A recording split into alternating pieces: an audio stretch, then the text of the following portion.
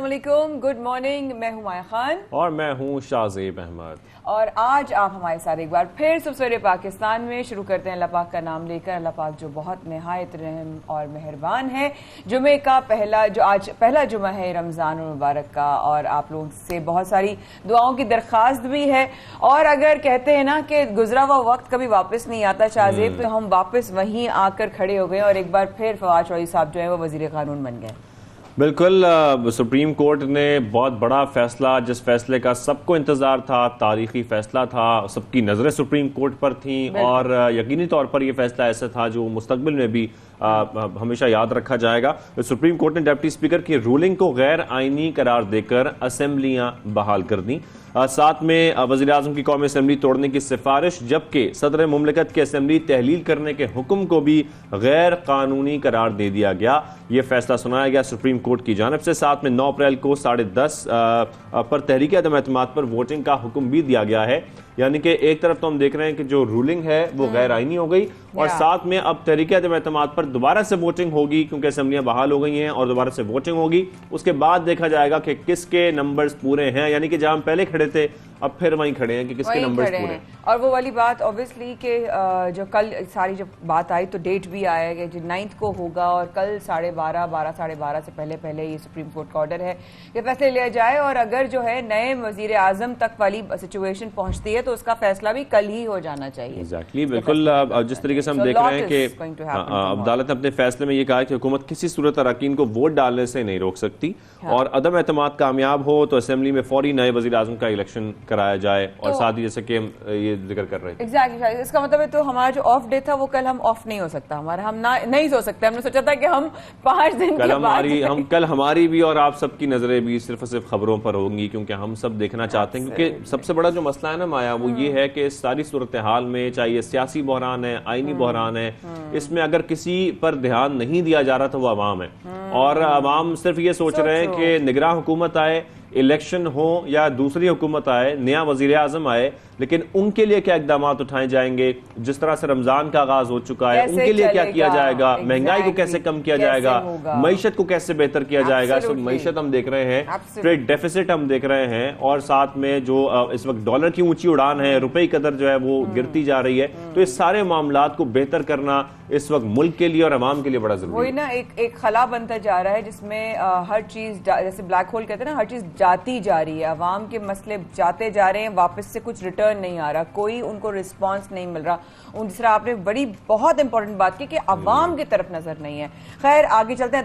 عدالتی فیصلے کے بعد وزیر اعظم عمران خان آج شام قوم سے خطاب کریں گے. وفاقی کابینہ اور پارٹی کا اجلاس آج انہوں نے طلب کر لیا ہے. اوبویسلی انہوں نے کیا کہنا ہے کیا نہیں کہنا، لیکن بہرحال انہوں نے یہ ضرور کہا کہ وہ ہمیشہ پاکستان کے لیے لڑے ہیں اور آخری گیند تک لڑتے رہیں گے. یہ بات الگ ٹویٹرز میں بھی آئی. فیصل جاوید خان کا جو ہے وہ یہ ٹویٹ آیا کہ گھبرانا نہیں ہے. جیسے ہی سپریم کورٹ کا جو ہے وہ آرڈر آیا شاہزیب، یہ ٹویٹس بھی آنا شروع ہو گئے. فواد چودھری کے بھی ٹویٹس آئے، اکثر ان کے رہنماؤں کے ٹویٹس آئے کہ بھائی فکر نہیں کریں، ابھی بھی گیم پلٹ سکتا ہے. ابھی کیا سچویشن ہو سکتی ہے، اب کیسے گیم پلٹ سکتا ہے؟ اگر کوئی آپشن ہے تو ہم اس کی بھی بات کرنے کی کوشش کریں گے، لیکن اب ایسی آپشن نہ ہو کہ اس کے بعد پھر ایک آئینی بحران پیدا ہو جائے. سوال یہ پیدا ہوتا ہے شاہزیب، کیا ان کا یہ پلان ہے جو یہ راستہ اگر چاہتے ہیں، کیا یہ اس طرف آپٹ کریں کہ عقل آنے کے بعد سارے جتنے بھی رکن ہیں اس وقت حکومتی، وہ پی ٹی آئی کے فیور والے، وہ ریزائن کر دیں؟ یہ ایک اگر سچویشن ہے، اس کا بھی فائدہ اپوزیشن کو ہی ہوگا الٹیمیٹلی. اور اپوزیشن تحریک عدم اعتماد میں بھی کامیاب ہو جائے گی. جس طریقے سے انہوں نے اپنی ایک پاور شو کی تھی اپنے نمبرز کی، تو وہ نمبرز میں بھی پورے ہیں، بلکہ نمبر سے زیادہ ہیں. اور دوسری جانب اپنا وزیر اعظم بھی وہ ان کا جو ہے وہ چنا جا سکتا ہے جس طریقے سے اگر ووٹنگ ہوتی ہے. We will try having someone from PTI also نا، کہ اگر ایسا ہے تو اب کیا آپ لوگ کہہ رہے ہو کہ آخری گیم تک ٹھیک ہے، کیا گیم پلٹ سکتا ہے، کیا چینج ہو سکتی ہے، فکر نہ کریں، گھبرانا نہیں ہے. اب بھی نہیں گھبرانا تو کب گھبرانا ہے؟ جو پی ٹی آئی کے فینز ہیں وہ کب گھبرا سکتے ہیں؟ ہم یہ گھبرا جاتے ہیں کہ کوئی آئینی بحران دوبارہ پیدا نہ ہو جائے، کوئی سیاسی بحران دوبارہ پیدا نہ ہو جائے. بڑی مشکل سے یہ ایک فیصلہ آیا ہے سپریم کورٹ کا، اور اس میں کافی ہم دیکھ رہے ہیں کہ ملک کے حالات بہتر فواد چودھری صاحب کا ٹویٹ تھا جو ابھی آپ مجھے بتا رہے تھے، وہ کون سا والا تھا؟ جی بالکل، آپ بتائیں فواد چودھری صاحب نے کیا کہا ہے جو بدقسمت فیصلے کے بارے سے کہا ہے. بدقسمت فیصلے نے پاکستان میں سیاسی بحران میں اضافہ کر دیا. تو یہ انہوں نے فیصلے کے اگینسٹ اپنا رد عمل نہیں شو کیا ٹویٹ میں شاہ سے؟ ہے نا, کہہ سکتے ہیں, رائٹ. تو فوری الیکشن ملک میں استحکام لا سکتا تھا, بدقسمتی سے عوام کی اہمیت کو نظر انداز کیا گیا. اب I have no idea, but yes اگر کوئی لیگل ایکسپرٹ ہوں گے تو بھی وہ بتا سکتے ہیں کہ اس طرح کا ٹویٹ کرنے کا کیا آبویسلی ریئیکشن آ سکتا ہے. دوسری جانب اگر دیکھیے تو اپوزیشن لیڈر نے سپریم کورٹ کے فیصلے پر اطمینان کا جو ہے اظہار کیا ہے. کل بڑی مٹھائیاں بٹیں لوگوں نے, کافی جو اور لوگ تھے, کیونکہ جمعرات ہمارے یہاں تو نیاز نظر کا سلسلہ ہوتا ہے, تو مٹھائیاں کافی جگہوں پہ نہیں مل رہی تھی. لوگ کہتے ہیں مٹھائیاں شارٹ ہو گئی ہیں کیونکہ اپوزیشن نے ساری مٹھائیاں خرید لی تھی. ہاں, وہ مٹھائیاں پہلے بھی خریدی گئی تھی, اس وقت تو مسئلہ شروع ہو گیا تھا, لیکن کل دوبارہ مٹھائیاں خریدی گئیں, دوبارہ تقسیم کی گئیں. لیکن عدالتی فیصلے سے ملک کا آئین بچ گیا, اپوزیشن لیڈر نے ایسا کہا ہے. اور متحدہ اپوزیشن کے اجلاس کے بعد نیوز کانفرنس میں انہوں نے یہ بھی کہا کہ اب نظریہ ضرورت کا سہارا کوئی نہیں لے سکے گا. ساتھ میں مریم نواز نے بھی ٹویٹ کیا ہے, اور مریم نواز صاحبہ نے کہا ہے کہ آئین توڑنے والوں کا کام ہمیشہ کے لیے تمام ہوا. جبکہ بلاول بھٹو صاحب نے بھی ایک رد عمل پر دیا ہے. انہوں نے کہا ہے کہ فیصلہ حکومت یا اپوزیشن نہیں بلکہ آئین کے حق میں ہے. انہوں نے کہا, ان کا بھی ٹویٹ آیا تھا, لانگ لیو پالیٹکس, لانگ لیو پیپلز پارٹی, اور انہوں نے اس طرح کے کہا. پھر لانگ لیو انہوں نے کہا کہ پاکستان اینڈ سیاست کے حوالے سے انہوں نے کہا, لیکن متحدہ اپوزیشن مل کر تحریک عدم اعتماد کو مکمل کرے گی, بلاول صاحب نے فرمایا. اور اس کے بعد ہم شفاف الیکشن کی جانب بڑھیں گے. یعنی کہ ایٹ دی اینڈ جو موٹیو اور گول ہے شاہ زیب, وہ الیکشن ہی ہے کہ وہاں پر کون کتنا, یعنی کہ الیکشن ہونے سے پہلے جس کے ساتھ جو کر سکتا ہے نا بندہ کر دے, تنقید کا نشان جس کو بنا سکتا ہے, جتنے نیگیٹیوٹی پھیلا سکتے ہیں تاکہ اگلے بندے کی جو ہے نا وہ آپ کی جو اپوزیشن ہے یا آپ کی جو کمپٹیشن میں کھڑے لوگ, ان کو آپ جتنا آپ گرا سکتے ہیں, جتنا آپ ان کی تذلیل کر سکتے ہیں, جن کے لیے آپ کو بول سکتے ہیں اگینسٹ. خیر آگے بڑھتے ہیں. جیسے شاہ زیب نے بات کی کہ جس طریقے سے آگے مہنگائی اور معاشی صورتحال ہو رہی ہے, تو اسٹیٹ بینک نے مانیٹری پالیسی کا بھی اعلان کر دیا. بالکل, اسٹیٹ بینک نے شرح سود میں اب 2.5% اضافہ کیا ہے, جس کے بعد شرح سود 12.25% ہو گئی ہے. اسٹیٹ بینک کے مطابق بڑھتی مہنگائی اور معاشی صورتحال پر شرح سود بڑھانے کا فیصلہ کیا گیا ہے. جو بھی حکومت آئے, اب بڑے ہنگامی فیصلے ہیں وہ کرنے ضروری ہیں تاکہ جو ملکی معیشت ہے وہ کچھ ٹریک پر آئے اور کچھ بہتری آئے. کیونکہ اس وقت اون کرنا اور بڑے فیصلے کرنا, اہم فیصلے کرنا, سٹینڈ لینا بہت امپورٹنٹ ہے. تو اب جو بھی حکومت آتی ہے ہم یہی امید کرتے ہیں کہ ان کی جانب سے فیصلے کیے جائیں کہ جس طریقے سے ہم دیکھ رہے ہیں کہ یہ جو معاشی بحران اب پیدا نہ ہو جائے ملک میں اور یہ مسائل بڑھ نہ جائیں, تو ان کو کنٹرول کرنا بڑا امپورٹنٹ ہے. بالکل ایسے ہی. آگے جو خبر لے کے چل رہے ہیں صبح سویرے پاکستان میں صبح نامہ میں, آپ نے اکثر پوری دنیا میں اور زیادہ تر اگر ہم کہیں کہ جب آپ انگلش یا امریکن مووی سیریز دیکھتے ہیں تو آپ ایک نمبر کے بارے میں ضرور سنتے ہیں, وہ ہے 911. What's your emergency. اب الحمدللہ ہم نے صرف سنا تھا کہ یہ پاکستان میں آئے گا, انیشیٹو ہوگا, but we are not sure Shahzeb کہ اتنی جلدی پاکستان میں آنے کا. بالکل, اور وزیر اعظم پاکستان نے پہلی سرکاری ایمرجنسی ہیلپ لائن کا افتتاح کیا گیا ہے, یعنی کہ 911 کا افتتاح کر دیا ہے, جس کا مقصد یہ ہے کہ آپ جب 911 ملائیں گے تو فوری طور پر جو حکومتی ایمرجنسی ہیلپ لائن ہے اس کے تھرو آپ منسلک ہو جائیں گے, اور اس کے بعد جو بھی آپ کی ایمرجنسی ہوگی اس کے اکارڈنگلی وہ آپ کو کنیکٹ کر دیں گے, جیسے کہ ہوتا ہے نارملی. آپ کو پتہ ہے 911 کی جتنے بھی ریپرزینٹیوز ہوتے ہیں وہ بھی obviously پولیس افسران ہی ہوتے ہیں, ان کی بھی پولیس میں اکیڈمی میں ٹریننگ ہوتی ہے ایز پر ساری دنیا میں جو بیسکلی ان کا جو لا ہے یا جو بھی اس طرح وہ ان کی ٹریننگ ہوتی ہے, ایجوکیشن ہوتی ہے. پھر ان کو سائیکولوجیکلی کس طریقے سے کاؤنسل کرنا ہے اپنے 911 پہ ریسیو کی ہوئی کال کو, یہ بہت بڑی ذمہ داری ہوتی ہے کہ آپ اگلے بندے کو کام رکھیں. اچھا, ویسے میں نے تو یہ سنا ہے کہ ان کے تمام پولیس افسران, کیونکہ روٹیشن ہوتی ہے تو وہ ان کی ڈیوٹی سب کی لگتی ہے 911 پر, اور اس لیے سب کی ٹریننگ ہوتی ہے کہ آپ نے 911 پر رسپانس کیسے دینا ہے, کس طریقے سے ڈیل کرنا ہے. یہ وقت سب سے زیادہ ضروری ہے. میں سمجھتی ہوں اس میں سب سے زیادہ آپ کی جو نروز اور آپ کے جو سائیکولوجیکل آپ پہ جو ہٹ آتا ہے نا, اعصاب کا کھیل بڑا کنٹرول ہے. بالکل ایسا ہی ہے. پروگرام کو آگے بڑھاتے ہیں اور آگے بڑھا کر یہ بات کرتے ہیں کہ اس وقت جو ملک میں سیاسی صورتحال ہے وہ کیا بن چکی ہے. کیونکہ گزشتہ روز ہم نے دیکھا ہے مایا کہ سپریم کورٹ کا بہت ہی اہم فیصلہ آ چکا ہے, بہت بڑا اور تاریخی فیصلہ آ چکا ہے, جس میں ہم نے یہ دیکھا کہ جس کا سب کو انتظار بھی تھا کہ سپریم کورٹ نے ڈپٹی اسپیکر کی جو رولنگ ہے وہ غیر آئینی قرار دے دی ہے, اسمبلیاں بحال کر دی ہیں. ایون جو وزیر اعظم پاکستان کی جو ایڈوائس تھی اور صدر مملکت کا جو اس کے بعد حکم تھا اس کو بھی غیر قانونی قرار دے دیا گیا ہے. رائٹ, اینڈ obviously بہت سارے سوالات ہمارے ذہنوں میں آتے بھی ہیں اور کچھ سوال ہم کر بھی سکتے ہیں. اگر ہمارے ساتھ پی ٹی آئی کے رہنما, جس ہم کہہ رہے تھے تھوڑی دیر پہلے کہ ہمارے ساتھ ہوں گے, تو آپ ہمارے ساتھ ہیں عثمان بشرا صاحب, پی ٹی آئی کے رہنما اسلام آباد اسٹوڈیو سے ہمارے ساتھ موجود ہے. السلام علیکم عثمان بشرا صاحب. کل کا سپریم کورٹ کا فیصلہ اور اس کے بعد پی ٹی آئی رہنماؤں کی ٹویٹ کہ ابھی بھی بہت کچھ ہو سکتا ہے، آخری جو ہے گیند تک کھیلیں گے کپتان اور سچویشن بدل سکتی ہے. میرا پہلا سوال آپ سے ہوگا عثمان صاحب، اب کیا سچویشن بدل سکتی ہے؟ جی بسم اللہ الرحمن الرحیم. جیسے کہ بھی آپ نے اپنے انٹرو میں کہا کہ کل کا ایک تاریخی فیصلہ آیا ہے. یہ ایسے ہی فیصلے ہیں جو پاکستان کی تاریخ کے کوڑے دان میں پڑے ہوئے ہیں پہلے بہت سے فیصلے، یہ بھی انشاءاللہ تعالی وہیں جائے گا. آپ بالکل صحیح کہہ رہے ہیں، تاریخی فیصلہ ہے. آج سے بہت سالوں پہلے بھی ایک 1971 کے اندر بھی مجبور کر دیا گیا تھا ایک پارٹی کو جو ملک کی لارجسٹ پارٹی تھی کہ وہ جو ہے اپوزیشن میں بیٹھے، اور آج 2022 میں بھی یہ مجبور کر دیا گیا اس پارٹی کو کہ وہ اپوزیشن میں بیٹھے. تو تب بھی ایک فیصلہ کیا گیا تھا ایک پارٹی کے خلاف، ذوالفقار علی بھٹو کے، جو پاکستان کی عدالتی تاریخ کا ایک ایسا فیصلہ ہے کہ وہ تو شاید عدالتوں میں فیصلہ کرنے والے چلے گئے، لیکن جس کے خلاف ہوا وہ آج بھی زندہ ہے. تو اب مسئلہ یہ ہے، دیکھیے آئین تو بڑا واضح ہے، لیکن رولنگ تو غیر آئینی ہے نا عثمان بسرا صاحب، کہ اسپیکر یعنی مجلس شورا نہیں سن لیجئے نا، کس طرح غیر آئینی ہے بھائی جان. دیکھیے مسئلہ یہ ہے کہ جب آئین آپ کا بڑا کلیئر ہے کہ اسپیکر کے اور مجلس شورا کے معاملات کے اندر نہیں میں دیکھیے عدالت کے جو فیصلے ہیں وہ حرف آخر نہیں ہیں. عدالت نے اپنے طور پہ اس کی تشریح کی ہے، لیکن یہ کہاں لکھا ہوا ہے کہ آپ عدالت نے جو تشریح کی ہے تو اس کو ساری دنیا ہم کہیں کہ بالکل ٹھیک کی ہے. میں بھی قانون کو سمجھتا ہوں، پورا پاکستان سمجھ رہا ہے.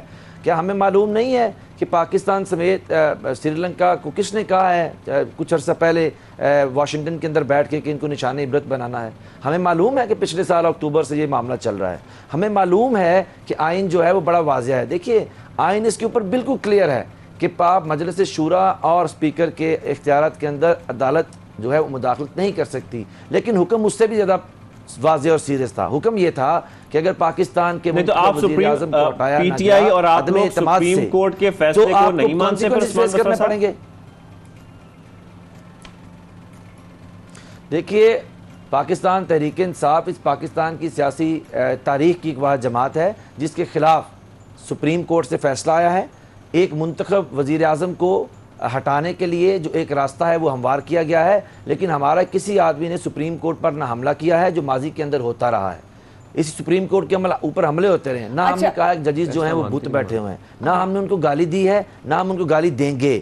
لیکن یہ چیز آپ کے سامنے رکھیں کہ اس فیصلے سے ہمیں بصد احترام نہ صرف اتفاق نہیں ہے بلکہ ہم سمجھتے ہیں کہ یہ قانون اور آئین کی تشریح کو صحیح طور پر واضح نہیں کرتا.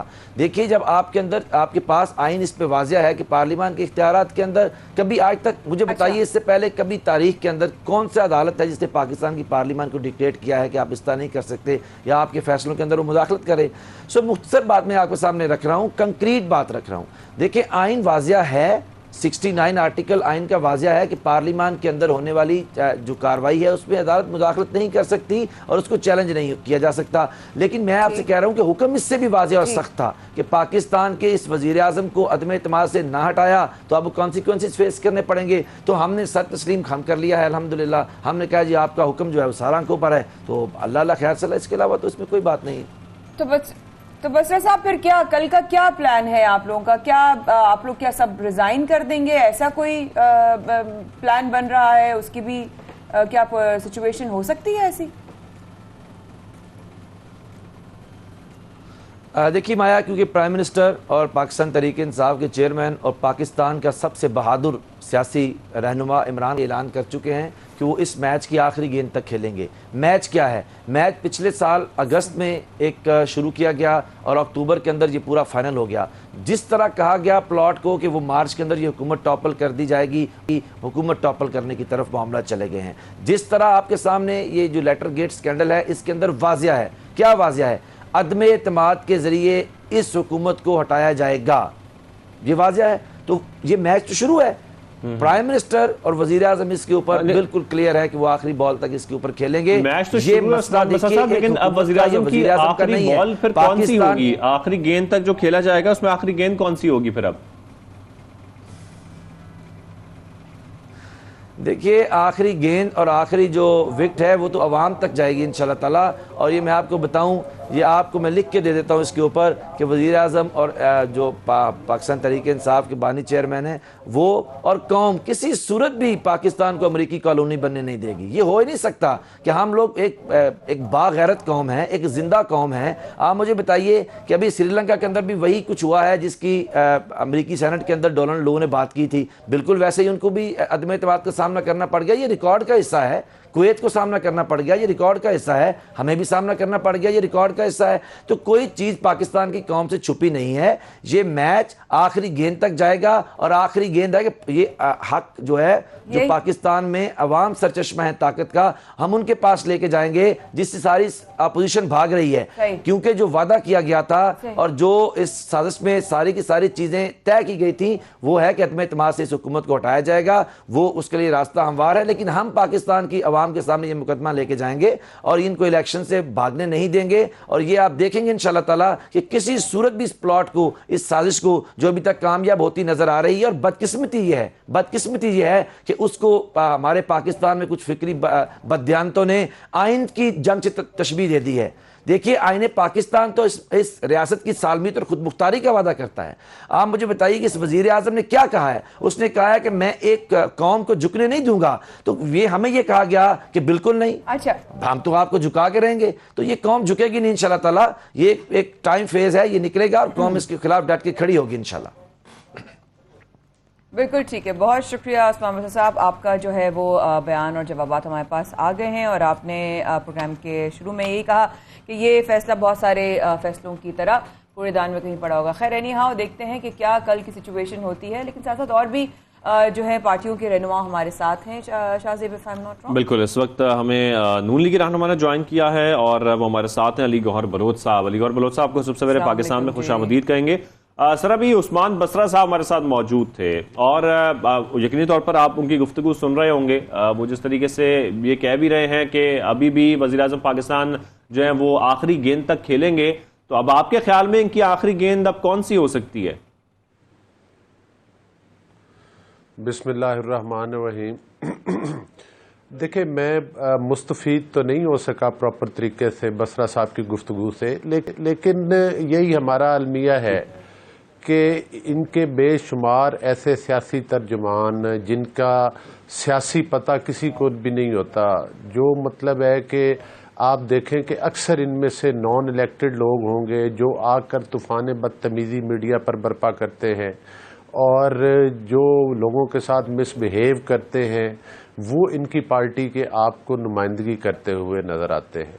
چونکہ جو اصل نمائندے ہیں, جو الیکٹڈ لوگ ہوتے ہیں, وہ ان کے جھوٹ کو, وہ ان کی جو مطلب ہے قانون اور آئین جس طریقے کے ساتھ یہ پامال کرتے ہیں اس کی وہ ترجمانی آ کے میڈیا کے اوپر کرنے کے لیے تیار نہیں ہوتے.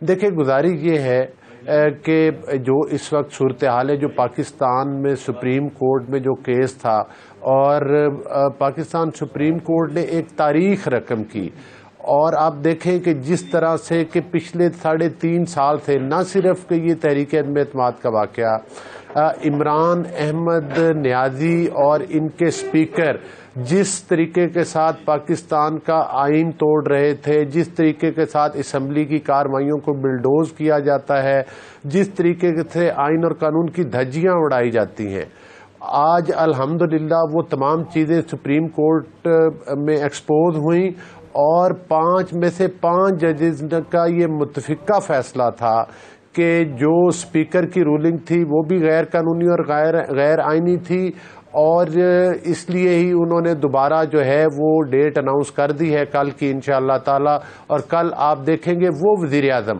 جو 2018 میں RTS سسٹم کے ذریعے ووٹ چرا کر آیا اور پاکستان کی 22 کروڑ عوام کے سر کے اوپر مسلط ہوا, جس کے آنے کی وجہ سے پاکستان میں تاریخی مہنگائی ہوئی, جس کے آنے کی وجہ سے کروڑوں لوگ جو ہیں وہ بے روزگار ہو گئے, جس کے آنے کی وجہ سے کروڑوں لوگ جو ہے وہ خط غربت سے مایا نیچے چلے گئے.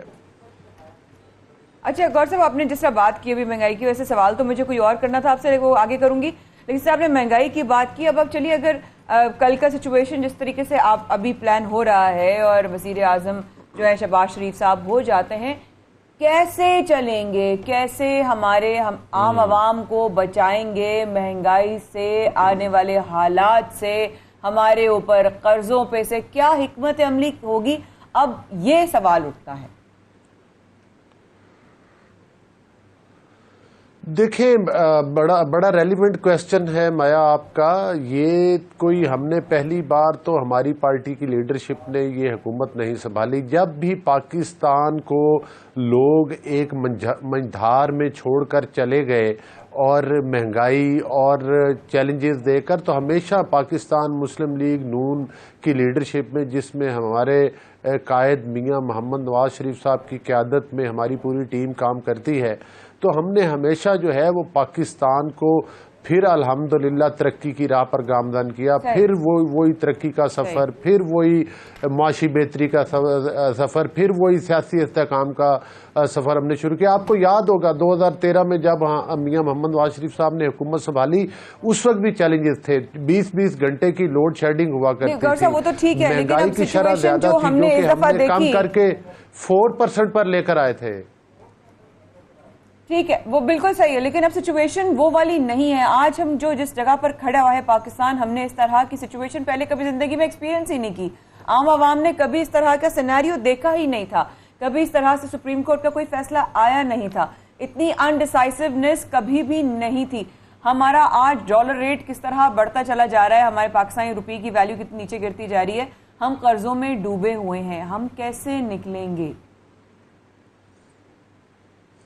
مایا میں بات کر رہا تھا, اگر میری بات آپ مکمل ہونے دیتی تو آپ کے تمام سوالوں کے جواب مل جاتے. دیکھیں گزارش یہ ہے کہ جس وقت 2013 میں ہم نے حکومت سنبھالی تھی, اس وقت آپ کو پتہ ہے کہ 20 گھنٹے کی لوڈ شیڈنگ تھی. اس وقت ہم نے ان کرائسس میں, اور مطلب ہے کہ ایک میں سمجھتا ہوں کہ وہ اتنی زیادہ ایک محنت کر کے اور کم سے کم وقت میں بجلی پیدا کرنے کے کارخانے لگائے. پھر آپ نے دیکھا کہ کتنے کم وقت میں اربوں روپے کی, جو اربوں ڈالرز کی بلکہ جو انویسٹمنٹس آئیں, جس سے سی پیک کا پروجیکٹ لگا. پھر آپ نے دیکھا کہ جو ضرب عزم ہوئی اور جس میں مطلب دہشت گردی کا خاتمہ ہوا الحمدللہ, پھر اس میں کراچی کی روشنیاں بحال ہوئیں, پاکستان میں امن ہوا, پاکستان کا انفراسٹرکچر بہتر کیا گیا, پاکستان میں ہاسپٹلز کی ریہیبلیٹیشن کی گئی, پاکستان کے میں یونیورسٹیز بنائی گئی, تعلیمی معیار بہتر کیا گیا. لاکھوں کی تعداد سے تو صرف پنجاب میں جو ایجوکیٹرز کے نام سے ٹیچر رکھے گئے. دیکھیں کرائسس اس وقت بھی تھے, مسائل اس وقت بھی تھے. نو ڈاؤٹ جب بھی ہم ایسی حکومتیں پاکستان پر مسلط ہوں گی جو RTS سسٹم کے ذریعے آئیں گی, جو ووٹ چوری کر کے آئیں گی, اور آپ کو پتہ ہے ان کی ووٹ چوری ڈسکا کے مقام کے اوپر ایکسپوز ہوئی. عمران احمد نیازی اور ان کے نام نہاد بزدار صاحب جو چیف منسٹر تھے, وہ ڈسکا کے مقام پر ووٹ چوری کرتے ہوئے پکڑے گئے پوری قوم کے سامنے. سپریم کورٹ آف پاکستان نے اور الیکشن کمیشن آف پاکستان نے ان کو ووٹ چور کا سرٹیفکیٹ ان کے ہاتھ میں تھمایا تھا. یہ ووٹ چور بھی ہیں. پھر پاکستان کے خزانوں کے اوپر انہوں نے جس قسم کے گھپلے کیے آپ کے سامنے ہیں. سونامی ٹریز میں یہ اربوں روپے کھا گئے, کرونا کا فنڈ اربوں روپے یہ کھا چکے ہیں, چینی اور آٹے کے پاکستان کے تاریخی سکینڈلز آئے. پھر آپ نے دیکھا فورن فنڈنگ کیس میں وہ ان کے اسرائیل اور انڈیا کے کہاں اکاؤنٹس, یہ کہتے ہیں کہ امریکہ نے ہمارے خلاف سازش کی. بھائی آپ کو وہ وقت یاد نہیں جب آپ ڈونلڈ وہ ٹرمپ کے سامنے بھنگڑے ڈال رہے تھے اور کہہ رہے تھے کہ ہم نے دوبارہ ورلڈ کپ جو ہے فتح کر لیا ہے. یہ ساری باتیں تو ایک طرف, لیکن ہم نے یہ ساری باتیں ایک طرف, ہم نے آپ سے سوال سے اتنا کیا تھا کہ آپ لوگ کی حکمت عملی کیا ہوگی اب حکومت سنبھالنے کے لیے, کیونکہ چند ماہ ہوں گے جس میں حکومت سنبھالنے بھی ہے, لیکن آپ کا موقف آ گیا. تھینک یو ویری مچ, آپ نے ہمیں صبح سویرے پاکستان میں جوائن کیا, اور ہم امید کرتے ہیں کہ جو چند ماہ ہیں جب تک الیکشن نہیں ہو جاتے, اس میں جو بھی حکومت آئے, جو بھی حکومت بنے, جو بھی وزیر اعظم بنے, ان کی یہ کوشش ہو کہ جو معاشی بحران ہے اس کو بھی ختم کیا جائے. آپ چھوٹی سی بریک لیتے ہیں, بریک کے واپس آتے ہیں.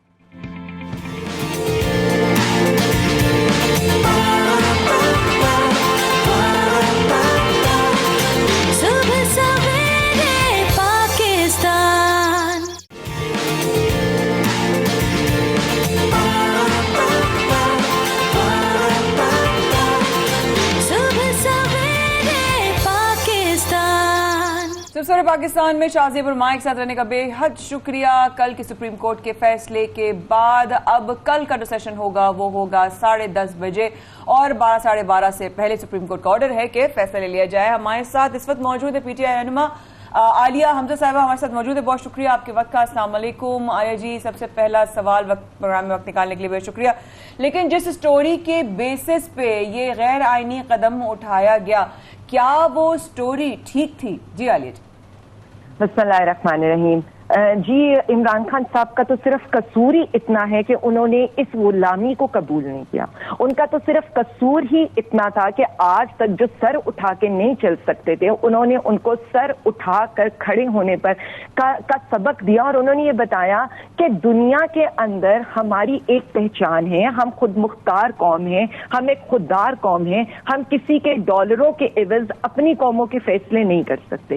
جہاں تک ہمیں لگتا ہے سپریم کورٹ نے ہر چیز کل عدم قرار دے دی سوائے ہارس ٹریڈنگ کے, سوائے اس کے کہ پیسہ لگاؤ, خرید و فروخت کرو, اور جو اکثریت ہے اس کو اقلیت میں بدل کر اپنی جو ہے حکومت قائم کر لو. میرا تو سپریم کورٹ سے کچھ چیزوں گزارشات ہیں, اور ایک ادنا سا اسٹوڈنٹ ہونے کے ناطے میں تو کچھ چیزوں کی رہنمائی چاہتی ہوں ان سے. میں تو صرف اتنا سمجھنا چاہتی ہوں کہ انہوں نے اسپیکر کی رولنگ کو تو غیر قانونی قرار دیا, لیکن انہوں نے آئین کے کسی آرٹیکل کا یہاں پر حوالہ نہیں دیا. انہوں نے آرٹیکل 5 کا سہارا لے کر عدم اعتماد کی تحریک تو خارج کر دی, لیکن انہوں نے اپنے حکم نامے میں یہ نہیں بتایا کہ کیا سپریم کورٹ آرٹیکل 69 کے اندر مداخلت کر کے پارلیمنٹ کے سپریم ہونے کا تصور ختم کر سکتا ہے.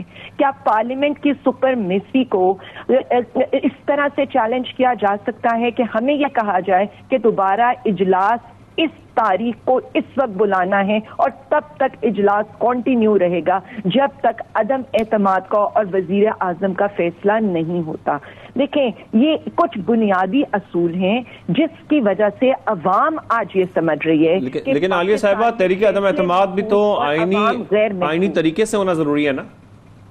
دیکھیں جی, ہم تو بالکل کہتے ہیں کہ ایک عدم اعتماد آنی چاہیے اور اس پر بھی فیصلہ آئینی طریقے سے ہونا چاہیے. لیکن میرا یہاں پر سوال تو صرف اتنا تھا کہ عدم اعتماد جن بیسس پر لائی گئی ہے کیا وہ ہمیں قابل قبول ہیں؟ کیا وہ کسی بھی خوددار پاکستانی کو قابل قبول ہیں؟ کیا کوئی خوددار پاکستانی یہ چاہتا ہے کہ پاکستان کو میلہ مویشیاں بنا دیا جائے جہاں پر مویشیوں کی منڈی لگے اور ایک اکثریت کو اقلیت میں تبدیل کر دیا جائے؟ کیا کوئی پاکستانی یہ چاہے گا کہ یہاں پر سندھ ہاؤس کی چمک دمک دکھائی جائے اور اس طرح سے ضمیروں کی بولیاں لگائی جائیں؟ کیا کوئی پاکستانی یہ چاہے گا کہ جہاں پر نیشنل سیکیورٹی کے منٹس آف میٹنگ میں یہ درج ہے کہ یہاں پر غیر ملکی مداخلت ہے, تو اس غیر ملکی مداخلت کے اوپر تو بات نہ کی جائے, یعنی causes of rejection of this vote of no confidence پر بات نہیں ہوئی.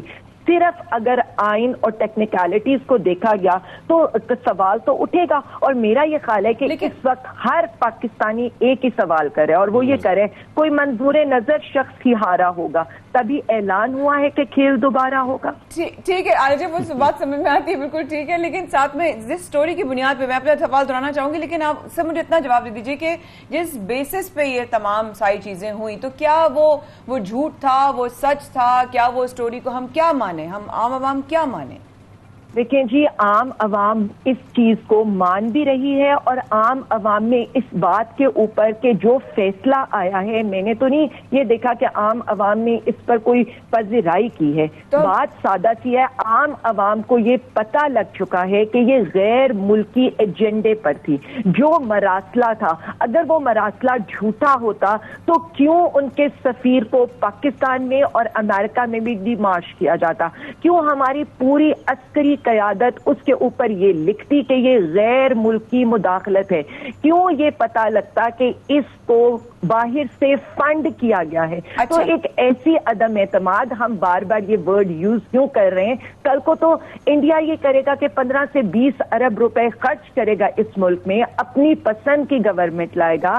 یہاں پر عوام کا سوال یہ ہے, عوام یہ کہہ رہی ہے کہ کیا پاکستانی عوام یہ ڈیزرو کرتی تھی کہ ایک بندہ جس پہ 1600 کروڑ کی کا ایف آئی اے کا چلان, 2500 کروڑ کا ٹی ٹی اسکینڈل ہے, کیا اس کو वजीर आजम के अच्छा आलिया साहिबा अब सुप्रीम कोर्ट का फैसला आ गया है, आप लोगों ने तस्लीम भी कर लिया है, तहरीक एतमाद पर वोटिंग होने जा रही है, लेकिन जिस तरीके से हमने देखा है, अगर तहरीक एतमाद पर अब बात कर लें थोड़ी सी, कि ऑपोजिशन ने अपना पावर शो किया है और उस पावर में हम देख रहे हैं कि उनके नंबर्स अच्छे खासे हैं, तो क्या हम ये समझ लें कि आप लोगों के नंबर्स उतने अब नहीं हो सकते जितने आप लोगों के नाराज अरकीन हैं, उनकी तादाद में भी इजाफा होता जा रहा है, तो फिर ये आखिरी गेंद भी कौन सी है जो अब पीटीआई खेलने जा रही है, मैं ये जानना चाहता हूँ आपसे।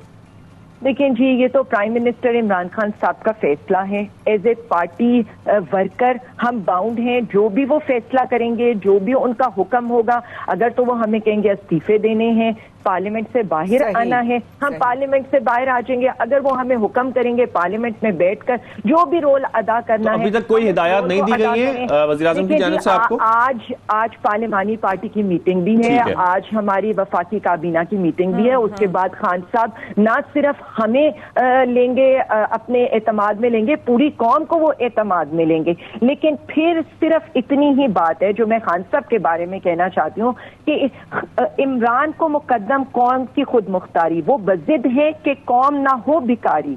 इमरान खान का नारा ला इलाहा इल्लल्लाह और उनकी सदा है जो हमारे अपोजिशन है अमेरिका से यारी। तो अब ये तो अवाम देख रही है, अवाम के पास हम तो कहते थे हम जाएंगे, गैर मुल्की एजेंडा को हमने मुस्तरद किया है, हमने अपनी पूरी कोशिश की है सियासत नहीं रियासत बचाने की। पाकिस्तान की जंग थी ये हर बूढ़े जवान बच्चे की जंग थी जो इमरान खान लड़ रहा था, ये मेरी या इमरान खान साहब की जंग नहीं थी। वैसे आलिया साहबा एक बात है कि इस वक्त अवाम ये नहीं देख रही कि एजेंडा क्या था, अवाम ये नहीं देख रही क्या हुआ था, अवाम सिर्फ ये देख रही है कि हुकूमत जिसकी भी है हमारा क्या हुआ, हमारी महंगाई का क्या हुआ, हमारी मईशत का क्या हुआ, ओवरऑल मुल्क का क्या हुआ, इस वक्त जो हालात हैं उसमें किसके कारोबार नहीं है उसका क्या हुआ, जो बेरोजगार है उसका क्या हुआ, और आगे का भी सोच रहे हैं कि अगले 6 माह हमारा क्या होगा। तो अवाम के ज़हन में सिर्फ ये एक सवाल है। जी आप बिल्कुल ठीक कह रहे हैं और यही मैटर ऑफ कंसर्न है सबका, क्योंकि जब हमने कहा था कि ये अदम एतमाद जो है ये मईशत पर भी हमला है। मैं आपको बता दूं ये किस तरह से मईशत पर हमला था। मूडीज जिसकी रेटिंग पॉजिटिव में थी, उन्होंने इस अदम एतमाद की वजह से अपनी रेटिंग नेगेटिव में कर दी। आलिया जी मुझे एक सवाल बस आपसे करना है मुख्तसरन, अगर जवाब दे सके, वक्त की कमी भी है साथ में, लेकिन जाहिर है इस वक्त बहुत जरूरी है।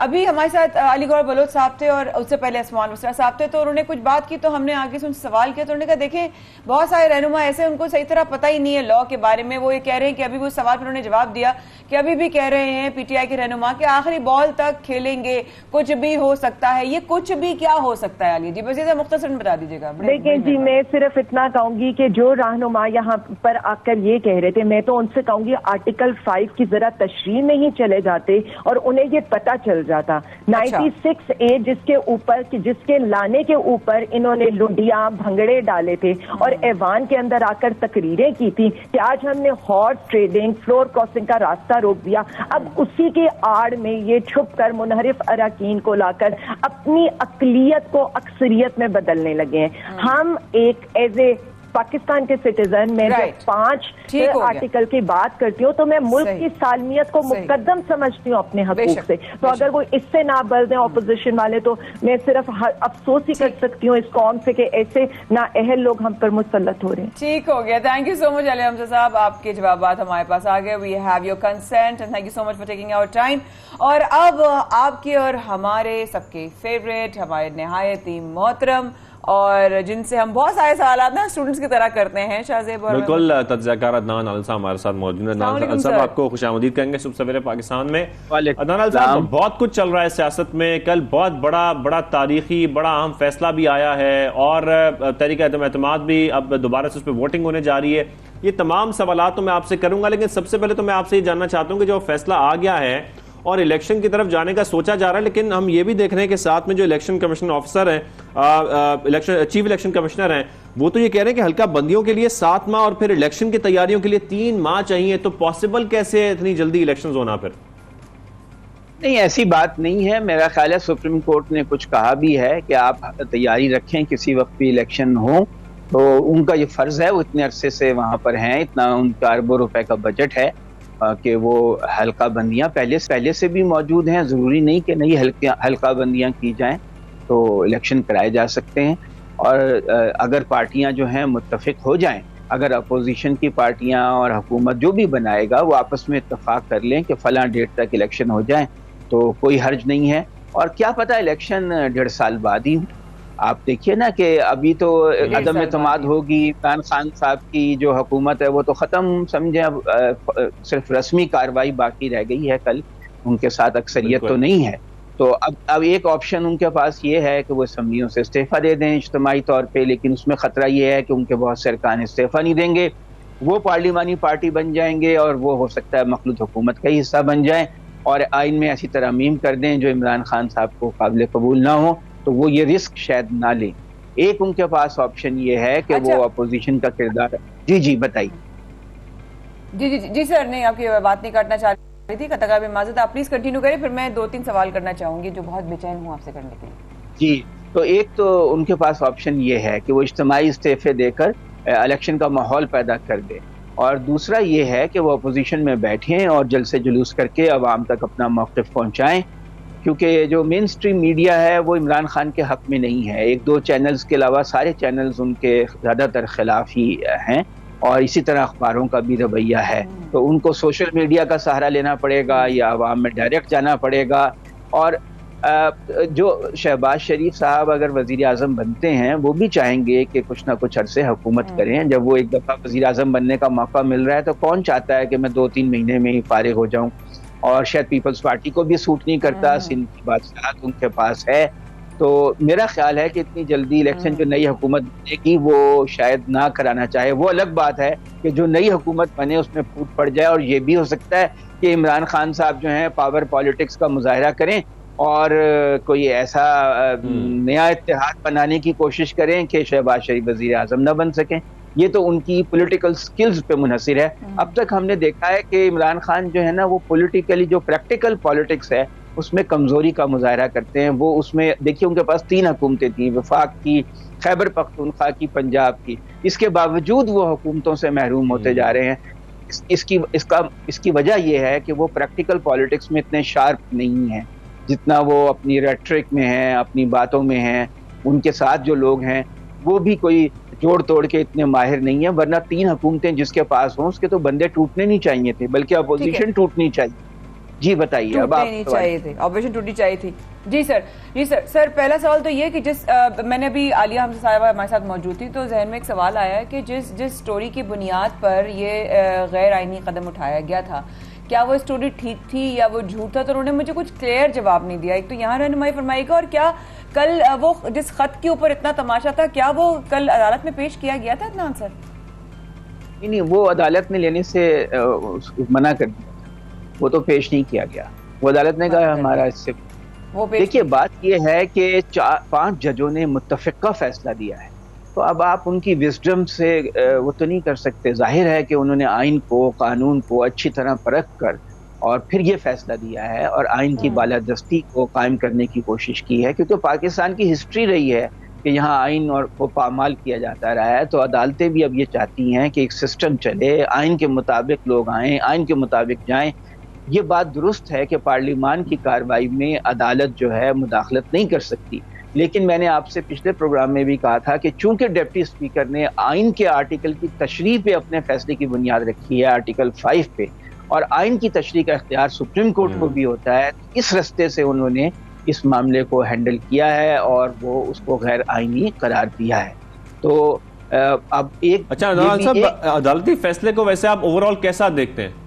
یہ جو فیصلہ آیا ہے اس فیصلے کو اوور آل آپ کیسا دیکھتے ہیں, جس میں رولنگ کو کالعدم قرار دیا گیا ہے, ووٹنگ دوبارہ سے ہو رہی ہے تحریک عدم اعتماد پر, صدر مملکت کا جو حکم آیا تھا اسمبلیاں تحلیل کرنے کا وہ بھی غیر قانونی قرار دیا گیا ہے. تو اوور آل جو پورا فیصلہ آیا سپریم کورٹ کی جانب سے, اس فیصلے کو آپ اپنی نظر میں کیسا دیکھتے ہیں؟ دیکھیے آئین کی بالادستی تو قائم ہوئی ہے کہ عدالت نے یہ کہا ہے کہ بھئی آئین کے مطابق جب عدم اعتماد آ گئی تو اس پہ ووٹنگ ہونا لازمی تھی. اب بات یہ ہے کہ جب کسی چیز کی بنیاد ہی ختم ہو جائے تو باقی سب چیزیں جو اس سے نکلتی ہیں وہ بھی ختم ہو جاتی ہیں آٹومیٹک. جو فیصلہ تھا اسپیکر کا اس کی بنیاد پر ہی تو عمران خان جو ہیں ان کے خلاف تحریک ختم ہو گئی تھی اور انہوں نے ایڈوائز کیا تھا اسمبلیاں توڑنے کو. تو جب وہ فیصلہ ہی ختم ہو گیا تو ان کے سارے اقدامات بھی کالعدم ہو گئے. تو میرا خیال ہے اس سے لانگ ٹرم میں وقتی طور پہ پی ٹی آئی کے لوگ اس کی مخالفت کر رہے ہیں اور ظاہر ہے وہ ان کی حکومت کو نقصان پہنچا ہے تو وہ مخالفت کریں گے. اگر اس کی جگہ پی ایم ایل این ہوتی تو وہ بھی یہی کرتی. عدالت کا فیصلہ پی ٹی آئی کے حق میں آتا ہے تو وہ خوش ہوتے ہیں, پی ایم ایل این ناراض ہو جاتی ہے, پی ایم ایل این کے حق میں آتا ہے تو وہ خوش ہوتے ہیں, وہ پی ٹی آئی ناراض. مطلب دونوں طرف جو ہیں وہ جس کے حق میں آ جائے وہ خوش ہے. اب بات یہ ہے کہ آئین کی بالادستی کے قائم ہونے سے آئندہ کے لیے یہ رستہ رک گیا ہے. آئندہ کوئی جو ہے وہ یہ کوشش نہیں کرے گا. تو آئین کے تحت ایک سلسلہ چل پڑا ہے. پاکستان میں جو آئینی نظام حکومت ہے اس کو تقویت ملے گی میرے خیال میں. بالکل صحیح. اچھا سر ذرا مردم شماری کے حوالے سے بھی ذرا سوال کر لیتے ہیں, کیونکہ اگر پرانی مردم شماری کے تحت ہی الیکشن ہوتے ہیں تو پھر سیاسی جماعتوں کو نتائج پر اعتراض ہوں گے. یہ بھی ذرا رہنمائی فرمائے گا, کیونکہ کراچی سے متعلق بار بار یہ بات کی جاتی ہے کہ مردم شماری صحیح آبادی کی نہیں دکھائی گئی. یہ بات کاؤنٹنگ یعنی کہ صحیح نہیں ہوئی ہے, کچھ نہ کچھ فرق ہے. 40-50 لاکھ کا تو ضرور ہے, وہ ایگزیجریٹ کرتے ہیں کہ نصف کر دی گئی یہ وہ, لیکن آپ دیکھیے گا کہ نئی بھی ہوگی نا اس پہ بھی اعتراضات. یہ ہمارا کلچر ہے, آپ کچھ بھی کر لیں اعتراضات کے. اور ہوگا یہ کہ جو کہ اندرون سندھ کی تناسب کم ہو جائے گا تو وہاں کے لوگ سیاسی طور پر ان کی پوزیشن نسبتاً کمزور ہوگی تو وہ شور مچائیں گے کہ ہمارے ساتھ زیادتی کی گئی.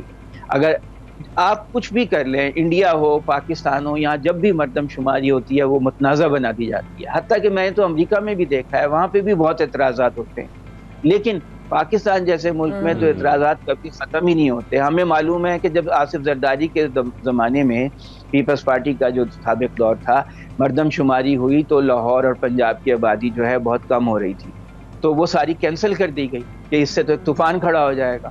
ہو سکتا ہے یہاں پہ برتھ ریٹ اتنا کم ہو گیا ہو شہری علاقے ہونے کی وجہ سے اور فیکٹرز کی وجہ سے کہ وہ درست ہو, لیکن اس کو ایک دم چھپا لیا گیا اور وہ کینسل کر دی گئی. تو یہ پنجاب کی آبادی جو ہے یہاں برتھ ریٹ کم ہوا ہے, یہ آبادی کم ہو رہی ہے. خیبر پختونخوا میں برتھ ریٹ بہت زیادہ ہے, وہاں تیزی سے بڑھ رہی ہے. یہ بات جو ہے اس کی پولیٹیکل امپلیکیشنز ہیں, اس کی وجہ سے سیٹیں کم زیادہ ہو جاتی ہیں, فنڈز کم زیادہ ہو جاتے ہیں, اس لیے جس کو نقصان ہوتا ہے وہی کہتا ہے جی بالکل فنڈز کم زیادہ ہو جاتی ہیں. اس کو دیکھنا بہت ضروری ہے. Thank you very much. نانال صاحب ہمارے ساتھ موجود ہے سب سے پہلے پاکستان. یہاں پر چھوٹی سی بریک لیتے ہیں, بریک کے واپس آتے ہیں اور پروگرام میں اور بہت سارے موضوعات شامل کرنے ہیں.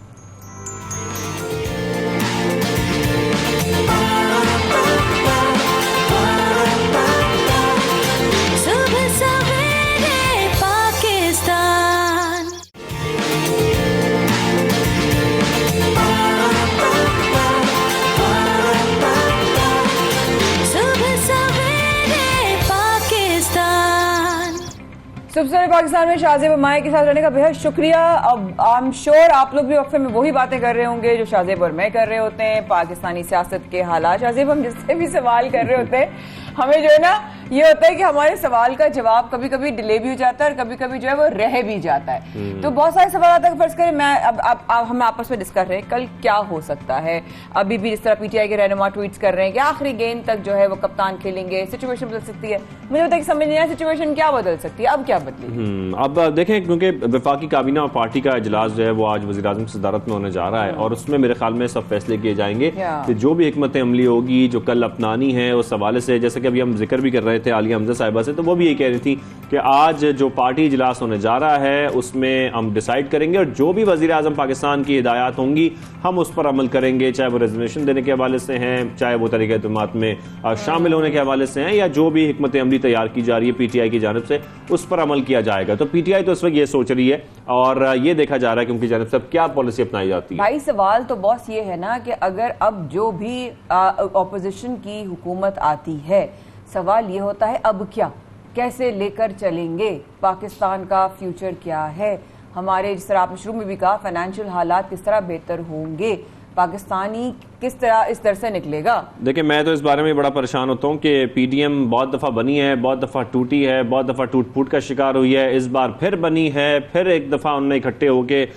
جو ہے وہ یہ کامیاب کرانے کی کوشش جو ہے وہ کامیابی سے کی ہے طریقہ اعتماد. لیکن سوال یہ پیدا ہوتا ہے کہ کیا پی ڈی ایم آگے بھی اسی طرح متحد رہے گی یا نہیں رہے گی. خیر بہت سارے سوالات ہیں جو ہمیں کرنے. پیپلز پارٹی رہنما فیصل کریم کنڈی صاحب ہمارے ساتھ موجود ہیں. فیصل صاحب آپ کو خوش آمدید کریں گے صبح سویرے پاکستان میں. فیصل صاحب میں اسی سوال سوال سے آغاز کر لیتا ہوں آپ سے. جس طریقے سے ہم دیکھ رہے ہیں اپوزیشن متحد ہے, اور جس طریقے سے ہم نے دیکھا ماضی میں کہ پی ڈی ایم کبھی اکٹھی ہوتی ہے, کبھی ٹوٹ پوٹ کا شکار ہوتی ہے, پھر اکٹھی ہوتی ہے, پھر ناراضگیاں ہو جاتی ہیں. اب آگے کیا ہونے جا رہا ہے؟ اب تو حکومت بنانے جا رہی ہے, جس طریقے سے ہم دیکھ رہے ہیں. اب شہباز شریف صاحب اگر وزیر اعظم بن جاتے ہیں طریقے عدم اعتماد کے بعد, تو کیا پی ٹی ایم اس کے بعد بھی اکٹھی رہے گی یا آگے بھی اختلافات ہو سکتے؟ بسم اللہ الرحمن الرحیم. سب سے پہلے تو میں آپ کے سننے والوں اور دیکھنے والوں کو مبارکباد پیش کرتا ہوں کہ پاکستان میں 70-73 سال کے بعد نظر ضرورت جو ہے وہ دفن ہوا, آئین کی بحالی ہوئی. جہاں تک آپ نے پی ڈی ایم کی بات کی, دیکھیں پی ڈی ایم ایک سیاسی اتحاد ہے, لیکن یہ جو اپوزیشن کی جو جماعتیں یہ پی ڈی ایم نہیں ہے, یہ مختلف اپوزیشن جماعتیں جس میں Peoples Party P D M کا حصہ نہیں ہے, عوامی نیشنل پارٹی جس میں بلوچستان عوامی پارٹی ہے, مینگل صاحب ہیں, بوتانی صاحب ہیں, یہ پی ڈی ایم کا حصہ نہیں ہے. اپوزیشن کے الائنس ہے بھی ہیں, ٹوٹتے بھی ہیں. 2008 میں جو ہماری حکومت تھی ہمارے ساتھ الائنس تھے, ہم نے حکومت کی جس میں مسلم لیگ کافی شامل تھی, باقی جماعتیں بھی تھیں. وہ پھر اس کے بعد پی ٹی آئی کے اتحادی بنے کچھ نہیں.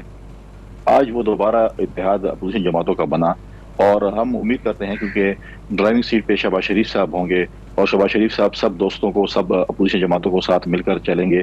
کیونکہ دیکھیں پاکستان ایک بڑے مشکل دور سے گزر رہا ہے, معاشی طور پر بھی اگر آپ دیکھیں, باقی حالات بھی دیکھیں, اس سب کو جو ہے وہ مل کر جو ہے ہمیں آگے لے کے جانا پڑے گا. کل دیکھیں شہباز شریف صاحب نے مستقبل کے اپوزیشن جماعت کو جو کہ پی ٹی آئی ہے اس کو بھی دعوت دی کہ دیکھیں آپ میثاق معیشت, جو میں نے پہلی دفعہ کہا تھا جب ان کی حکومت آئی تھی, ہم دوبارہ آپ کے ساتھ میثاق معیشت کرنے کے لیے ہم تیار ہیں, چلانے کو تیار ہیں. ہم وہ سیاسی جماعتیں نہیں ہیں جو ہم کہیں گے کہ ہم آپ کے ساتھ ہاتھ ملانے کو تیار نہیں ہے یا گلے ملنے کو تیار نہیں ہے. پاکستان کے مستقبل کے لیے ہم سب کو مل کر چلنا پڑے گا, کیونکہ پاکستان ہوگا تو ہماری پالیٹکس ہوگی اور سب کچھ ہوگا.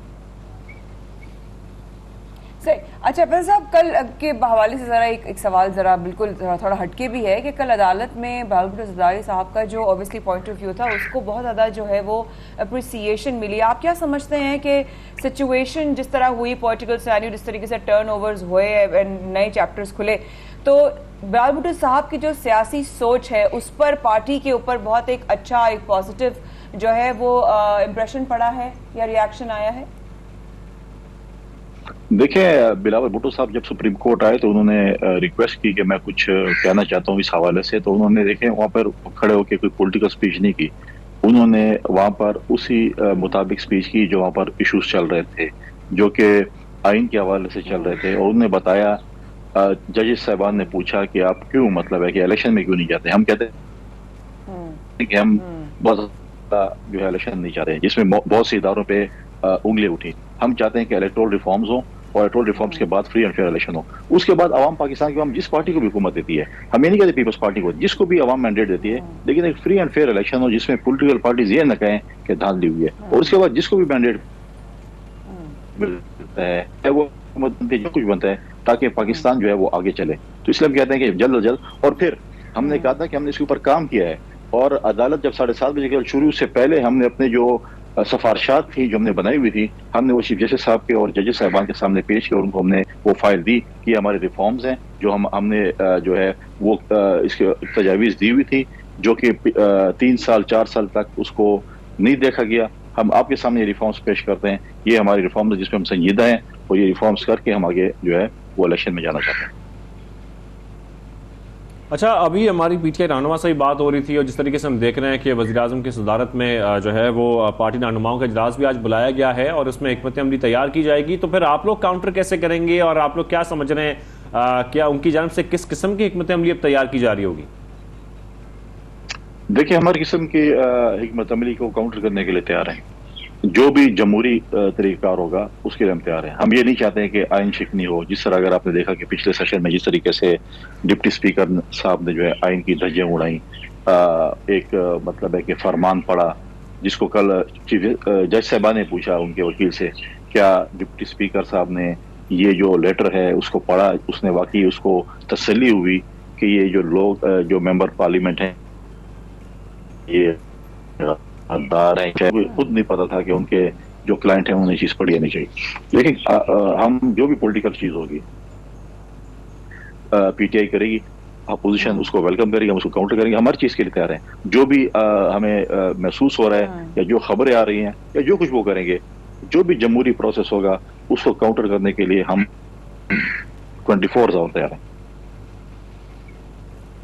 ठीक हो गया, ठीक हो गया। अच्छा फैसल साहब, साथ साथ इस सारी सिचुएशन भी सामने आ रही है और ऑब्वियसली हम देख रहे हैं कि कल का जो वो इजलास है उस पर सुप्रीम कोर्ट का हुक्म भी है कि जी कोई ज़्यादा डिटेल में नहीं सिचुएशन होगी, बल्कि सीधा जो है वो वोटिंग की तरफ होगा। कल क्या आप समझते हैं कि कोई ऐसा सिनेरियो बन सकता है कि बाजी किसी तरह से भी, इस तरह भी हम ट्वीट भी देख रहे हैं अक्सर पीटीआई रहनुमाओं की, हम बात भी कर रहे थे और रहनुमाओं से कि जी कुछ भी हो सकता है, कुछ भी हो सकता है, कोई भी चेंज हो सकता है, आखिरी वक्त तक कुछ भी बदल सकता है। आपकी नज़र में किस हवाले से वो डायरेक्शन में इशारा कर रहे हैं?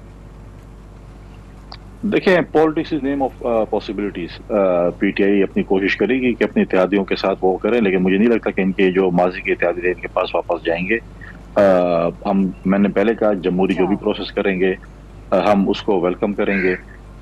दूसरी बात यह है कि कल जो बेंच है उसने भी कहा कि आप 1 पॉइंट एजेंडा इसी सेशन में जो है आप इसको टेकअप करें, लीडर ऑफ द हाउस बनाएं, अदम एतमाद की जो तहरीक जो जमा हुई थी उसको आप प्रोसेस करें। साथ साथ हमने स्पीकर के खिलाफ भी जो है वो अदम एतमाद की तहरीक जमा कराई हुई है, उसको भी हम प्रोसेस करेंगे।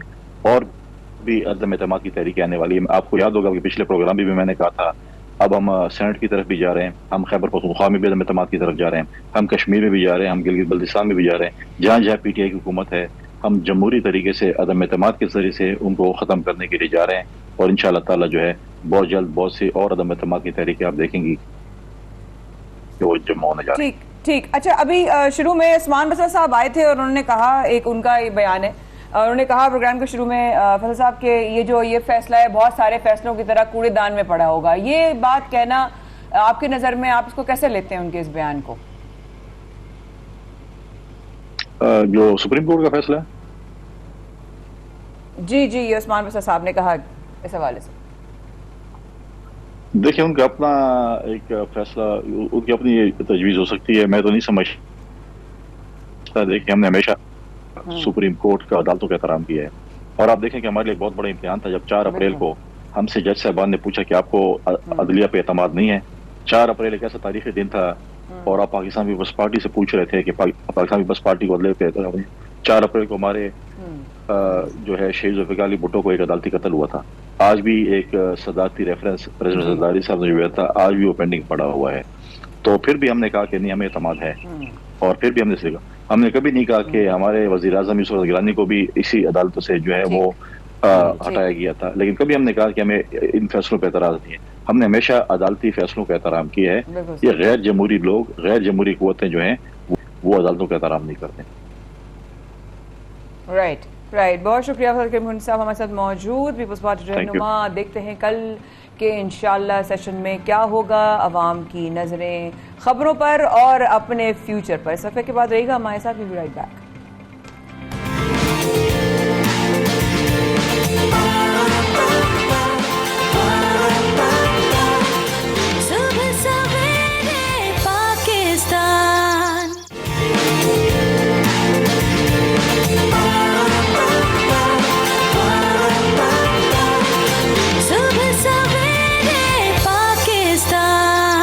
Welcome back. आप देख रहे हैं पाकिस्तान, मैं खान शाद अहमद के साथ। और ब्रेक में हम कोशिश कर रहे हैं कि हम वो तमाम चीज़ें डिस्कस कर लें जो हमने आगे आपको बतानी है, क्योंकि आगे कुछ ऐसी चीज़ें भी हैं जिस तरीके से हम देख रहे हैं कि सियासी जो हालात चल रहे हैं उसके बाद इसका जो इम्पैक्ट है वो बहुत सारी चीज़ों पर आता है यकीनी तौर पर। और इस वक्त जो हम इन्फ्लेशन देख रहे हैं, साथ में ये भी देख रहे हैं कि मुस्तकबिल में इन्फ्लेशन जो है वो मज़ीद बढ़ सकती है, क्योंकि एशियाई तरक्की बैंक ने पाकिस्तान में मुआशी शरह नमू में कमी का खदशा ज़ाहिर कर दिया है। और एशियाई तरक्याती बैंक का ये कहना है कि रवा साल पाकिस्तान की इक़्तिसादी तरक्की की शरह 4% रहने की तवक्को है, जबकि सख्त मुआशी और मॉनेटरी पॉलिसी के बायस मईशत सुस्त रवि का शिकार हो सकती है। आलमी मार्केट में खाने पीने की अशिया की कीमतें बढ़ रही हैं और उसके साथ साथ हम देख रहे हैं कि आलमी मंडी में जो तेल की कीमतें हैं उसका भी बढ़ने का जो सिलसिला है वो मुसलसल जारी है। उसी वजह से पाकिस्तान में भी हम देख रहे हैं कि एक तो ऑलरेडी जो मईशत के मसाइल चल रहे हैं उसके एक तरफ, और दूसरी जानब हम ये भी देख रहे हैं कि जो अब आलमी सतह पर रेट्स बढ़ रहे हैं, कीमतें बढ़ रही हैं, उसकी वजह से पाकिस्तान पे उसका जो इम्पैक्ट आएगा تو پاکستان میں مزید مہنگائی بڑھ سکتی ہے اگلے چند ماہ میں. بالکل بڑھ سکتی ہے, اور یہ چیز آپ یقین مانیں کہ ہماری آن ایئر اور آف ایئر دونوں ڈسکشنز میں یہ مسئلہ رہتا ہے, اور ہم اکثر جو ہمارے ساتھ خرم بھائی بھی کبھی کبھی ساتھ ہوتے ہیں, اور ساتھ ڈاکٹر شجاعت بھی ہمارے ساتھ ہوتے ہیں. اس طرح آج ہمارے ساتھ ڈاکٹر شجاعت مبارک ہمارے ساتھ موجود ہیں. ڈاکٹر صاحب السلام علیکم, thank you so much for taking out time, specially Ramzan میں, روزے میں, صبح میں آپ وقت نکالتے ہیں. آپ سب لوگ, آپ لوگوں کا بہت بہت شکریہ. ڈاکٹر صاحب, سب سے پہلا سوال میں عام سوال نہیں کروں گی. مجھے معلوم ہے طوفان آ رہا ہے, مجھے نظر آ رہا ہے طوفان آ رہا ہے, آنکھیں بند کرنے سے طوفان رک نہیں جائے گا, لیکن کیا کر سکتے ہیں؟ How can we save our selves from this coming مہنگائی کا سونامی؟ وعلیکم السلام, اور تھینک یو سو مچ. اور مجھے آپ کو بھی مبارکباد بھی دینی چاہیے, اپریشیٹ بھی کرنا چاہیے کہ ماشاءاللہ اتنا زبردست شو آپ لوگ رمضان میں کر رہے ہیں, اور اس کے باوجود کہ ملکی حالات جو ہیں وہ بڑے اپ سائڈ ڈاؤن چل رہے ہیں, لیکن آپ لوگ ماشاءاللہ بہت ہی آپٹمسٹک ہیں, اور ریئلسٹک جو ہے مہنگائی کا طوفان بالکل وقتی آنے جا رہا ہے. اور جیسا کہ ہم نے اس سال کے شروع میں یہ کہا تھا کہ سال 2022 پاکستان کی معیشت کے لیے بالخصوص اور دنیا کی معیشت کے لیے بالعموم ایک اچھا سال ثابت نہیں ہوگا, اور ویسے ہی سلسلہ چل رہا ہے. تو میں صرف چند ایک چیزیں ہیں جو کہ موجودہ صورتحال میں اگر پاکستان کی جو اکنامک پالیسی میکرز ہیں اگر ان کو دیکھ لیں تو شاید اس طوفان کو کسی حد تک ہم ابیٹ کر سکیں, روک سکیں. ایک بات تو یہ طے ہے کہ پاکستان میں اکنامک گروتھ آئندہ آنے والے چند دنوں میں, چند مہینوں میں وہ کم ہو جائے گی. ایک وجہ یہ بھی ہے کہ انٹرسٹ ریٹ کافی حد تک اسٹیٹ بینک نے انکریز کر دی ہے, جو کہ پالیسی ریٹ ابھی 12.25% پہ چلا گیا. تو سلسلہ یہ ہے کہ آپ دیکھیں, اگر آپ پاکستان کے اس وقت جو یہ جتنی بھی صورتحال ہے اس کا ایک بڑا عوامل, یہ ایک بڑا ایلیمنٹ جو اس کا ذمہ دار ہے وہ پاکستان کی بڑھتی ہوئی امپورٹس ہیں.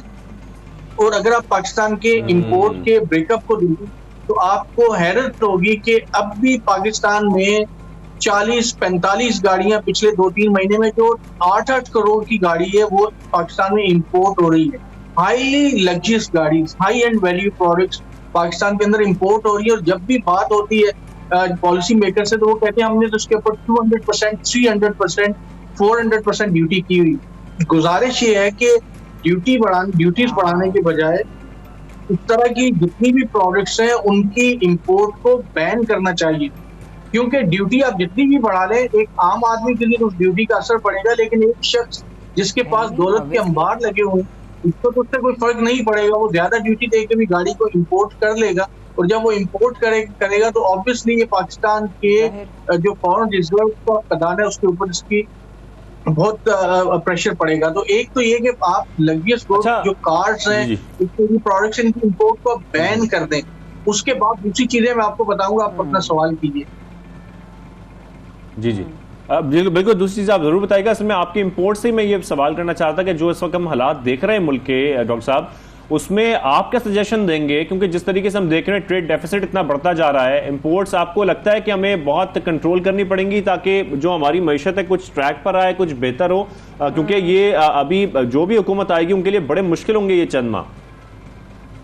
دیکھیں, ہنگامی طور کے اوپر امپورٹس بین کر دیجیے. میں تو کہہ رہا ہوں کہ آپ جیسے آپ دیکھیں, آپ سپر سٹور میں جائیں, ہمارے پاس اتنی زبردست چینز کراچی ہوتی ہیں, آپ وہاں پہ جائیں 25% آپ کو امپورٹڈ پروڈکٹس ڈیری میں ملیں گی, اور آپ کے جو ایون فوڈ پروڈکٹس میں آپ کو امپورٹڈ وہ چیزیں ملیں گی. تو پاکستان ایک ملک جو کہ فوڈ پروڈکٹس ہم خود پروڈیوس کرتے ہیں, ڈیری پروڈکٹس ہماری اتنی اچھی ہیں, تو ہمیں کیا ضرورت ہے ان کو امپورٹ کرنے کی. تو اس طرح کی جتنی بھی لگژریس پروڈکٹس ہیں ان کے امپورٹ کے اوپر گورنمنٹ کو بین کرنا چاہیے, گاڑیوں کی امپورٹ کے اوپر بین کریں. اور پھر اس کے ساتھ ساتھ آپ دیکھیں کہ کتنے سال ہو گئے ہمارے پاس لوکل کار پروڈیوسر یہ کہہ رہے ہیں کہ ہم ٹیکنالوجی کو ٹرانسفر کریں گے, لیکن اب بھی جو پاکستان کے اندر کار اسمبل ہوتی ہے اس کے تقریباً 70%, 75% پارٹس باہر سے آتے ہیں, جس کو CKDs کہتے ہیں, کمپلیٹ ڈراپ ڈاؤن پارٹس, یعنی کہ انجن بنا ہوا باہر سے آتا ہے. ہم صرف کیا کرتے ہیں, اس انجن کو بیچ میں کار کے اندر فٹ کر دیتے ہیں اور اسمبل کر دیتے ہیں. تو جو آٹوموٹیو انڈسٹریز ہیں یا جو اس طرح کی دوسری انڈسٹریز ہیں ان کے ساتھ بیٹھ کے پراپرلی نیگوشیٹ کریں گے, بھائی اگلے 5 سال میں آپ کو یہ ٹیکنالوجی کو ٹرانسفر کرنا ہوگا, جو آپ انجن آپ باہر سے امپورٹ کر رہے ہیں وہ انجن کے کم سے کم 50% پارٹس اگلے 2 سال میں 3 سال میں पाकिस्तान में बनेंगे डॉक्टर साहब, और एक रोल आउट डॉक्टर साहब एक कमेंट, सॉरी आपकी बात काट रहा हूँ, वक्त की कमी है, एक कमेंट नई मॉनेटरी पॉलिसी पर भी कर दें, फिर हम इख्तिताम करेंगे इस सेगमेंट का। देखिए, नई मॉनेटरी पॉलिसी की बुनियादी वजह यह है कि मुल्क में इन्फ्लेशन बहुत ज्यादा बढ़ गया था। जब भी इन्फ्लेशन बढ़ता है तो शरह सूद को बढ़ाया जाता है ताकि डिमांड को कंट्रोल किया जाए और महंगाई को कंट्रोल किया जाए। इस इन्फ्लेशन का शायद इस मॉनेटरी पॉलिसी का किसी हद तक इम्पैक्ट आ सके इन्फ्लेशन के ऊपर, लेकिन इसकी वजह से आपकी इकोनॉमिक ग्रोथ काफी हद तक स्टैग्नेंट हो जाएगी। पाकिस्तान की आइंदा आने वाले दिनों में ग्रोथ के काफी हद तक कम होने के इम्कानात मौजूद हैं। शायद किसी हद तक इन्फ्लेशन भी कंट्रोल हो जाए, लेकिन मॉनेटरी पॉलिसी बहुत इफेक्टिव टूल पाकिस्तान में नहीं समझा जाता इन्फ्लेशन को, महंगाई को कंट्रोल करने का। ठीक है, किसी हद तक इन्फ्लेशन भी कंट्रोल हो सकती है। बहुत शुक्रिया आपका डॉक्टर साहब, आपने हमें ज्वाइन किया सबसे पहले पाकिस्तान में। इस वक्त जो भाई is the only one Shajid जिन्होंने हमें तारीफ की, पता है कि हम सुबह में शो करते हैं और इतना पॉजिटिव ऑप्टिमिस्ट शो करते हैं। Thank you. बहुत सारे लोग तारीफ करते हैं माया, ऐसे तो ना करें आप। मिस कर गई हूं डॉक्टर साहब, thank you so much for taking out time. But एक और अच्छी बात भी है शाजिद, वही वाली कि अब जो हम अगला सेगमेंट कर रहे हैं ना, वो एक अच्छी न्यूज़ है। अच्छी देखिए, मेहमान आते हैं ना, मेहमान जिस तरह अभी कैंगरूज आए हुए हैं, ठीक है, उनके जाते जाते अच्छे वो भी अच्छी यादें लेके जाएंगे। ऐसे ही भारत से आई हुई एक खातून है पाकिस्तान, तो उन्होंने आने के बाद जो है वो उन्होंने रक्षा लिया, और रक्षे में ना जब वो रक्षे से उतरी तो वहीं पर उनका बैग सब वहां रह गया। उसमें उनके इंपॉर्टेंट डॉक्यूमेंट्स भी थे, उनकी चीजें भी थी, और वो सब चली गई। तो फिर उसके बाद क्या हुआ? उसके बाद ये हुआ कि जनाब हमारे लाहौर के जो पुलिस एहलकार थे, उन्होंने फौरन एक्शन लिया, पता किया, पता लगाया, उनका बैग ढूंढा, उनके डॉक्यूमेंट्स मिले, उनको जाकर दिए, और वो खातून जो है लाहौर पुलिस की और पाकिस्तान की पुलिस के एहलकारों की तारीफों की पुल बांधने लगी। और कितना मजा हो कि अगर हम उसी एहलकार से आपकी मुलाकात भी करा। अच्छा, यानी कि आप मुलाकात भी करवा रहे हैं, करवा रही हैं उन एहलकार से? हाँ जी, जिन्होंने ये तमाम चीजें रिकवर की और उनके तक पहुंचाई। जनाब मोहम्मद नईम शाद साहब हमारे जो है वो हमारे साथ मौजूद है। मोहम्मद नईम शाद हैं हमारे साथ हमारे लाहौर स्टूडियोज में। और अस्सलाम वालेकुम मोहम्मद नदीम साहब, बड़ा ही कमाल, नईम साहब आपने बड़ा कमाल किया भाई, जबरदस्त। क्या हुआ वाकया, जरा हमें बताएं ना सुनने वालों को। जी वालेकुम सलाम मैम। ये ना वाकया इस तरह हुआ था कि 27 मार्च को ये जो जय श्री लखवानी, जिसका नाम रेशम कुमार था, ये भारत से पाकिस्तान आई हैं। तो इधर इन्होंने स्टे किया रेलवे स्टेशन के करीब एक होटल में। सुबह 6 बजे इनकी 28 मार्च को जो है ना वो ट्रेन थी। इनका भाई इनको रिसीव करने के लिए आया हुआ था बशेम कुमार। तो ये जब होटल से निकले हैं, रक्शे में बैठे हैं, तो इनका बैग जो है वो रक्शे में मिस हो गया, रक्शा आगे चला गया। जब तक इनको पता चला है तो उतनी देर में रक्शा थोड़ा आगे चला गया था। तो इन्होंने शोर भी किया, उसके पीछे भी भागे हैं, लेकिन रक्शे वाले ने नहीं सुना, वो आगे चला गया। उसके बाद ये हमारे पास थाना नौलखा में आए हैं, कंप्लेन की है इन्होंने बाई रिटर्न। तो हम गए जो वो होटल में जाके इनकी जो है CCTVs चेक की हैं। उधर से जो रक्शे का जो नंबर जो है ना क्लियर नहीं हो रहा था। फिर रेलवे स्टेशन के जो बाहर पार्किंग स्टैंड है, उधर CCTV कैमरेज लगे हुए हैं, उधर उनके साथ मैं चला गया हूँ, तो वो चेक कर रहे हैं। तो दूसरी तरफ जो रक्शे वाला था ना, एहसान जाफरी उसका नाम था, मैं उसको सैल्यूट करता हूँ। उसने भी ईमानदारी का मुजाहरा किया। जब वो घर पहुँचा तो उसने देखा, उसकी मिसेज ने देखा कि बैग जो है ना वो रक्शे में पड़ा हुआ है। तो इधर एक तरफ हम रक्शे को ढूंढ रहे थे, दूसरी तरफ जो है ना वो हमें ढूंढते ढूंढते वापस होटल आ गया। तो थोड़ी देर बाद हमें होटल से फ़ोन आया कि जो है ना वो रक्शे वाला वापस आया। फिर हम होटल पहुँचे हैं, उसके साथ लिया और उसके घर चले गए हैं। वहाँ से बैग जो है ना वो रिकवर करके उसमें जो है ना वो 1565 जो है ना वो अमेरिकन डॉलर थे और 3950 जो वो इंडियन करेंसी के थे। कुछ पाकिस्तानी करेंसी थी जो हमने काउंट नहीं की। उसके अलावा 2 पासपोर्ट। सबसे अहम बात जो है ना वो ये थी कि उनके 2 पासपोर्ट उसके अंदर थे, वीज़ा फॉर्म था। अगर ये चीज़ें नहीं मिलती, ये चीज़ें नहीं मिलती उनको तो वो वापस भारत नहीं जा सकती, कभी नहीं जा सकती थी। دوبارہ نہ واپس نہیں جا سکتی. لیکن میں آپ سے نعیم صاحب یہ جاننا چاہتا ہوں کہ جب آپ نے وہ بھارتی خاتون کو بیگ واپس کیا, پہلے تو ہم واقعی آپ کو بھی سلام پیش کرتے ہیں اور جو بشر ڈرائیور تھے ان کو بھی, کہ آپ دونوں نے ایمانداری کا مظاہرہ کیا. ایک تو بڑا اچھا امیج جاتا ہے, ظاہری بات ہے جب وہ آگے جا کے ملیں گی تو بتائیں گی, آپ لوگ ایگزامپل دیں گی, مثال دیں گی کہ یہ وہ لوگ تھے جنہوں نے میری تمام چیزیں واپس کی. لیکن ان کے جذبات کیا تھے جب آپ نے ان کی تمام چیزیں ان کو ریٹرن کر دیں؟ ان کے جذبات بہت اچھے تھے. انہوں نے پاکستان پولیس کا شکریہ ادا کیا اور ڈی اے جی صاحب کا اسپیشلی انہوں نے شکریہ ادا کیا, پنجاب پولیس لاہور کا شکریہ ادا کیا, رکشے والے کا بھی شکریہ ادا کیا. بڑی بات ہے, بڑی بات ہے, بڑی بات ہے محمد صاحب. میں سن رہی تھی آپ کی بات بھی, اور ساتھ ساتھ یہ مجھے بتائیے گا کہ جو خاتون آئی ہیں ان کے رشتہ دار ہیں یہاں پر جن سے یہ ملنے آئیں, تو ان کو بیچاریوں کے پاس کوئی تک گھر وغیرہ کچھ ہو؟ جی بتائیے. جی ان کے پیرنٹس ادھر ہیں حیدرآباد کے قریب جو ہے نا خیرپور میں, تو ان کی شادی جو ہے نا وہ بھارت میں ہوئی تھی, یہ بیاہی گئی تھی بھارت میں, تو ادھر سے یہ واپس آئی ہیں پیرنٹس کو ملنے کے لیے. اور ان کا ایک جو ہے نا پاسپورٹ ایکسپائر بھی ہو گیا تھا, اس کو رینیو کروانا تھا انہوں نے. تو ان کا جو بھائی ہے نا وہ پہلے یہاں کی تھی, پھر وہ بھارت میں ان کی شادی ہوئی ہے. اچھا, تو اس کے بعد آپ نے بتایا کہ تاثرات بڑی خوش تھی ہیں وہ, تو وہ کیا انہوں نے کہا, کب تک, کیا کس طریقے سے وہ کیا میسج دینا چاہیں گی اور لوگوں کو کہ بھائی بھارت سے لوگ آئیں اور جس طرح وہ آئیں, کس طریقے سے یہاں پر پولیس جو ہے وہ ان کی تحفظ کا خیال رکھتی ہے, یا کتنا وہ یہاں پر سکون اور اپنے باحفاظت ہیں, کیا کہنے لگی؟ انہوں نے کچھ شیئر کیا آپ سے؟ نہیں, وہ انہوں نے یہی بات کہی تھی کہ میں شکر گزار ہوں اور میں جب بھارت واپس جاؤں گی تو میں جا کے جو اس طرح کو سارا واقعہ جو ہے نا وہ بیان کروں گی. چونکہ وہ کہہ رہی تھی کہ وہ وہاں کے جو ہمارے لوگ ہیں وہ مجھے یہ پوچھتے ہیں کہ آپ پاکستان جا رہی ہیں, وہاں کا کلچر کیسا ہے, وہاں کے لوگ کیسے ہیں, تو میں ان کو یہ ساری بات جو آ کے شیئر کروں گی. واہ واہ واہ واہ واہ. اور ساتھ میں ہم دیکھتے ہیں نعیم صاحب, میں آج اس بات کا بھی ذکر کرنا چاہوں گا کہ ہم اکثر دیکھتے ہیں پولیس والوں پر بڑے الزامات لگتے ہیں. کچھ لوگ ہوتے ہیں لیکن پوری جو پولیس کی فورس ہے اس کے تمام ملازمین جو ہیں وہ خامخواہ میں, تمام اہلکار جو ہیں وہ بدنام ہوتے ہیں. حالانکہ بہت سارے اچھے لوگ بھی ہیں جو بہت بہتر کام کر رہے ہیں, اچھا کام کر رہے ہیں. اور یقینی طور پر آپ سے بھی بہت سارے پولیس اہلکار جو آپ کے ساتھ کام کرتے ہیں, آپ کو دیکھیں گے, اس وقت ہمارے شو میں بیٹھا ہوا آپ کو دیکھیں گے, آپ کی باتیں سنیں گے, آپ سے بڑے انسپائر ہوں گے اور شاید وہ بھی کوشش کریں گے کہ آپ جیسا بنے. تو آپ کیا کہنا چاہتے ہیں آج تمام پولیس اہلکاروں کو جو آپ کے ساتھی ہیں یا آپ کے جونیئرز ہیں یا نئے آنے والے پولیس اہلکار ہیں؟ جی, سب سے پہلے تو میں پبلک سے یہ بات شیئر کرنا چاہ رہا ہوں کہ جو اکثریت پبلک لوگ ہیں وہ پولیس ڈپارٹمنٹ کو اچھا نہیں سمجھتے. میں یہ کہنا چاہ رہا ہوں کہ 5 انگلیاں جو ہیں وہ برابر نہیں ہوتی. ہر ڈپارٹمنٹ میں اچھے لوگ بھی ہوتے ہیں اور برے لوگ بھی ہوتے ہیں. تو پبلک کو یہ چاہیے کہ ایسے تاثرات نہیں دینے چاہیے ہمیں. دوسری طرف جو میں اپنے پولیس والے بھائی ہیں ان کو یہ بات میسیج دینا چاہوں گا کہ اپنی ڈیوٹی جو ہے نا وہ اچھے طریقے سے انجام دیں, ایمانداری سے انجام دیں, اور انشاءاللہ تعالی اللہ تعالیٰ پھر عزت دیتا ہے.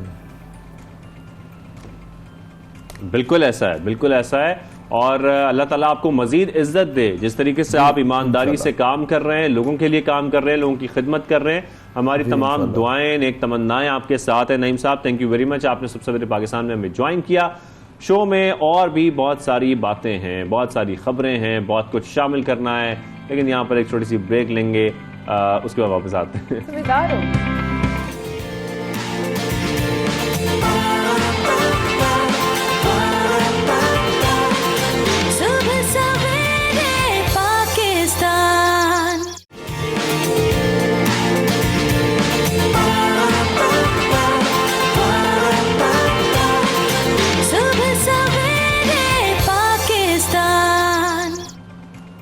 ویلکم بیک, آپ دیکھ رہے ہیں صبح سویرے پاکستان, مایا خان اور شاہزیب احمد کے ساتھ. ایک وقت تھا جب پاکستان میں یہ صرف خواب ہوتا تھا کہ کوئی ایسا اسپتال بنایا جائے جہاں پر مفت علاج ہو, اور وہ بھی کینسر کا علاج ہو. کیونکہ تمام جو کینسر کے پیشنٹس تھے, ان کی فیملیز تھیں, وہ صرف یہ دعا کرتے تھے کہ کوئی ایسا اسپتال قائم ہو جائے جہاں پر جو افورڈ نہیں کر سکتے, کیونکہ کینسر کا علاج بہت مہنگا ہوتا ہے, تو ایسا اسپتال قائم کیا جائے جہاں پر مفت یا پھر تقریباً 75-80% مفت علاج ہو جائے جو کہ وہ افورڈ کر سکیں. لیکن اس خواب کو پورا کیا گیا جو لوگوں کو بات ناممکن لگتی تھی وہ ممکن بنائی گئی.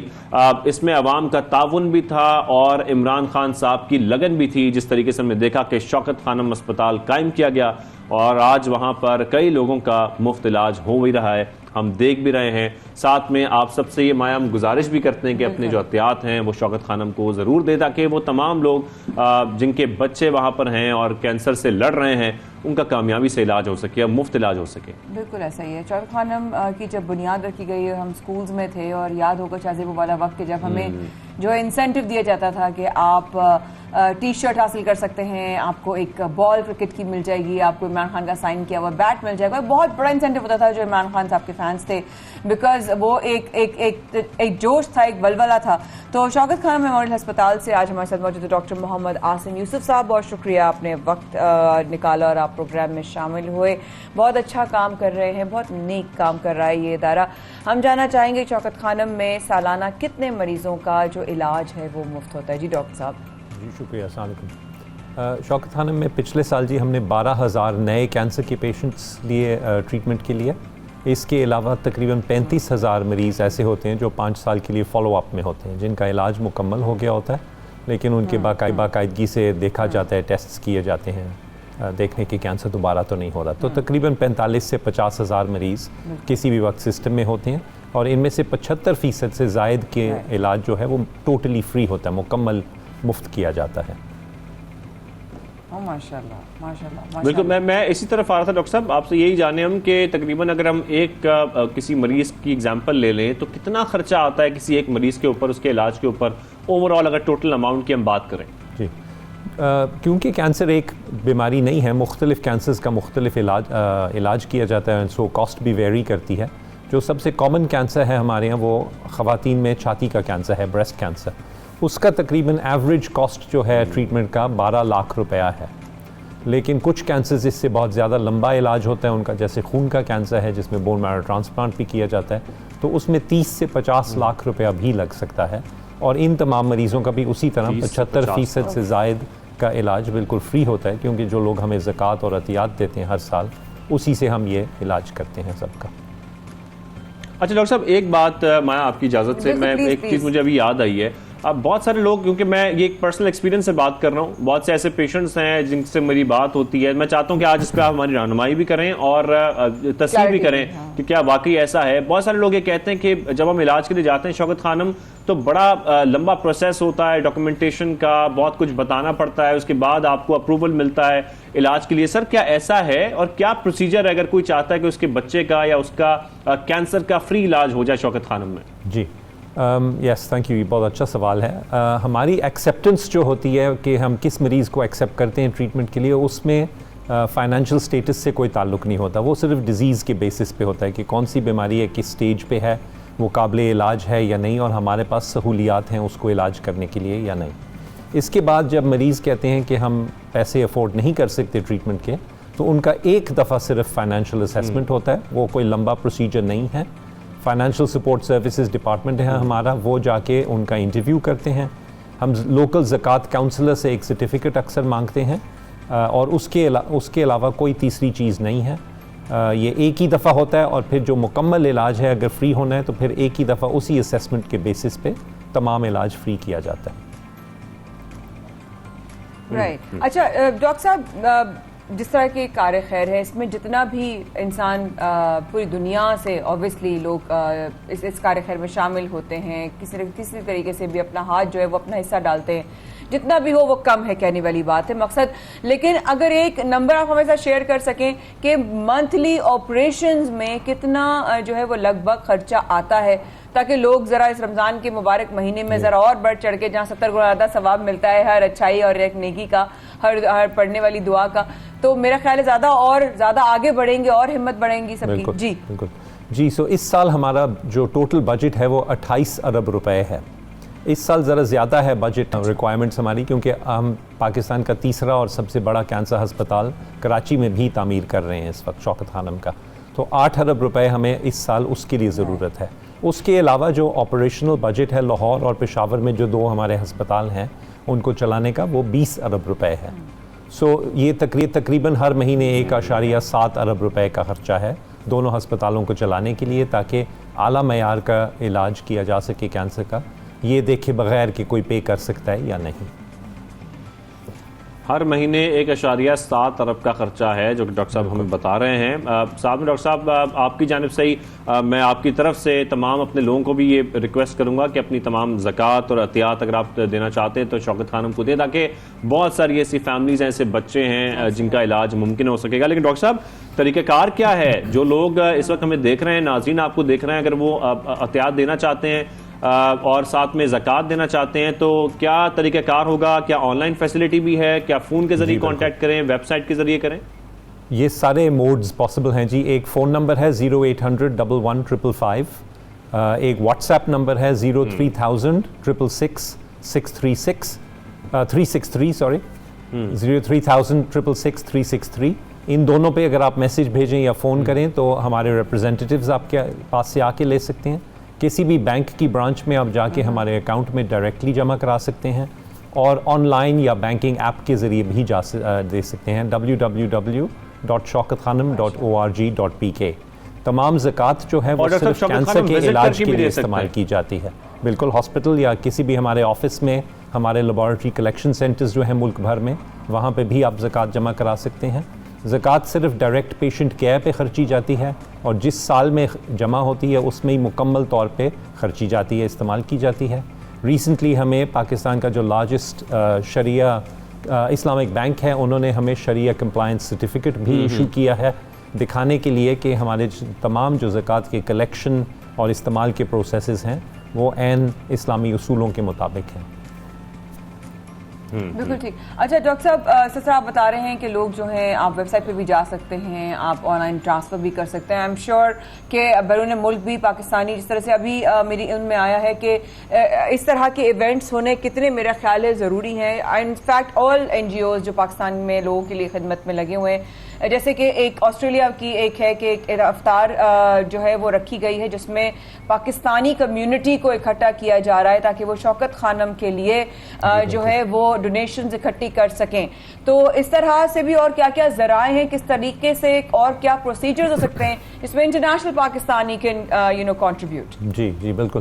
سو اوورسیز پاکستانیز نے ہمیشہ شوکت خانم کو بڑا دل کھول کے سپورٹ کیا ہے۔ اس وقت ہماری جو زکوٰۃ اور عطیات ہیں تقریباً 45% اوورسیز پاکستانی سے آتی ہیں، اور ہم 7 ممالک میں اس وقت انڈیپینڈنٹلی رجسٹرڈ ہیں as a charity: UK، USA، Canada, Australia, Norway, France and UAE میں۔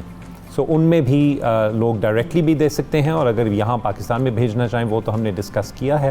اب جو روشن ڈیجیٹل اکاؤنٹس کھلے ہیں اس کے ذریعے بھی روشن سماجی خدمت کا پورٹل ہے، اس کے اندر اس سے بھی آپ ڈائریکٹلی شوکت خانم کو ڈونیٹ کر سکتے ہیں۔ تو ہماری اپیل یہی ہوگی کہ دل کھول کے پلیز آپ ہمیں زکوٰۃ اور عطیات ہمیں ہمیشہ کی طرح دیں، تاکہ ہم ہر سال کی طرح پچھلے سال سے زیادہ زکوٰۃ اور عطیات جمع کریں اور پچھلے سال سے زیادہ مستحق مریضوں کا فری علاج کر سکیں کینسر کا۔ مستحق مریضوں کا فری علاج ہو سکے۔ Thank you very much. Doctor Muhammad Asim صاحب ہمارے ساتھ موجود تھے، اور جس طریقے سے وہ بھی آپ لوگوں سے یہ ریکویسٹ کر رہے ہیں، اور میں سمجھتا ہوں کہ بہت سارے لوگ ہیں بھی ایسے جو بہت عطیات دیتے بھی ہیں، زکوٰۃ بھی دیتے ہیں۔ ہم روزانہ کی بنیاد پر کوشش کرتے ہیں کسی ایک NGO کو شامل کریں، کسی ایک اسپتال کا ذکر کریں، خاص طور پر رمضان میں، جہاں پر کیونکہ رمضان میں ہم دیکھ رہے ہوتے ہیں لوگ بہت سارے ڈونیشنز دیتے بھی ہیں، تو آپ لوگ بھی کوشش کریں جتنی پاسبلٹی ہے، جتنا آپ افورڈ کر سکتے ہیں اتنی ڈونیشنز لازمی دیں۔ ڈاکٹر عاصم ہمارے ساتھ موجود ہیں۔ Sir thank you very much for joining اس۔ پروگرام کو آگے بڑھاتے ہیں، اور پروگرام میں آگے جب بڑھتے ہیں تو ہم نبی پاک صلی اللہ علیہ وسلم کا جب ذکر کرتے ہیں تو دلوں کو سکون ملتا ہے، اطمینان ملتا ہے، اور کیوں نہ کریں، جس کے لیے کائنات بنی ہے، جس ہستی کے لیے کائنات بنی ہے، جب ان کا ذکر آئے گا مایا تو دل کو سکون تو ملے گا۔ بے شک ایسا ہی ہے، ہم قربان، ہماری جانیں قربان، ہماری نسلیں قربان آقا آپ کے نام پر۔ اور کہتے ہیں نا کہ درود شریف سے پتہ نہیں کتنے دنیا کے مسائل دور ہو جائیں، زندگی کا کوئی غم نہ رہے اگر درود کا آپ کے ساتھ ہو۔ تو جب نعت کا ہوتا ہے ذکر اور نعت کی ہوتی ہے بات تو درود کا بہانہ بن جاتا ہے، اور یوں کہیے کہ اللہ پاک آپ کو اس محفل میں آنے کی اجازت دے دیتا ہے۔ تو آج اس محفل کو آگے لے کے چلیں گے، اور نعت آج جو ہمارے ساتھ نعت خواں موجود ہوں گے وہ کراچی لاہور سے نہیں بلکہ وہ ہیں میرے خیال لاہور اسلام آباد سے ہیں ہمارے ساتھ۔ اسلام آباد اسلام آباد سے ہمارے ساتھ موجود ہیں نعت خواں، اور ان کا اگر میں بات کروں تو ان کا نام ہے بلال کھوکر اور ہمارے ساتھ موجود ہیں. بلال، آپ کو ہماری اگر آواز آ رہی ہے تو بہت شکریہ پروگرام میں وقت نکالنے کا. رمضان کے بارے میں بات کریں گے، روزے کے بارے میں بات کریں گے. سب سے پہلے ہم آپ کی آواز میں نعت رسول مقبول صلی اللہ علیہ وسلم سننا چاہیں گے. جی میں پیش کر دیتا ہوں. لب پہ ہے گفتگو مدینے کی، لب پہ ہے گفتگو مدینے کی، لب پہ ہے گفتگو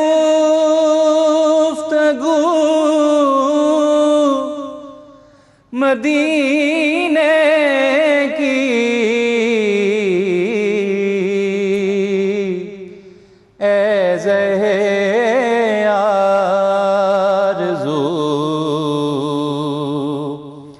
مدینے کی،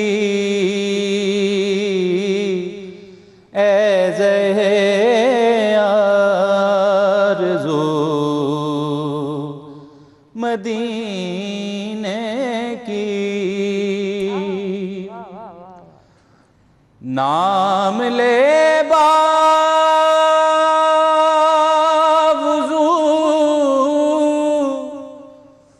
مدینے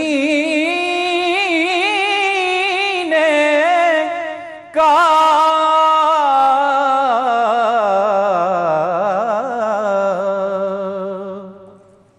نام لے باوضو مدینے کا، بات کر باوضو مدینے کی، بات کر باوضو مدینے کی.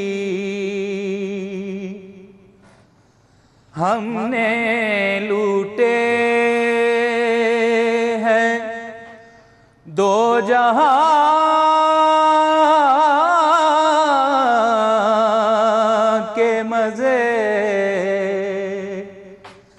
ہم نے لوٹے ہیں دو جہاں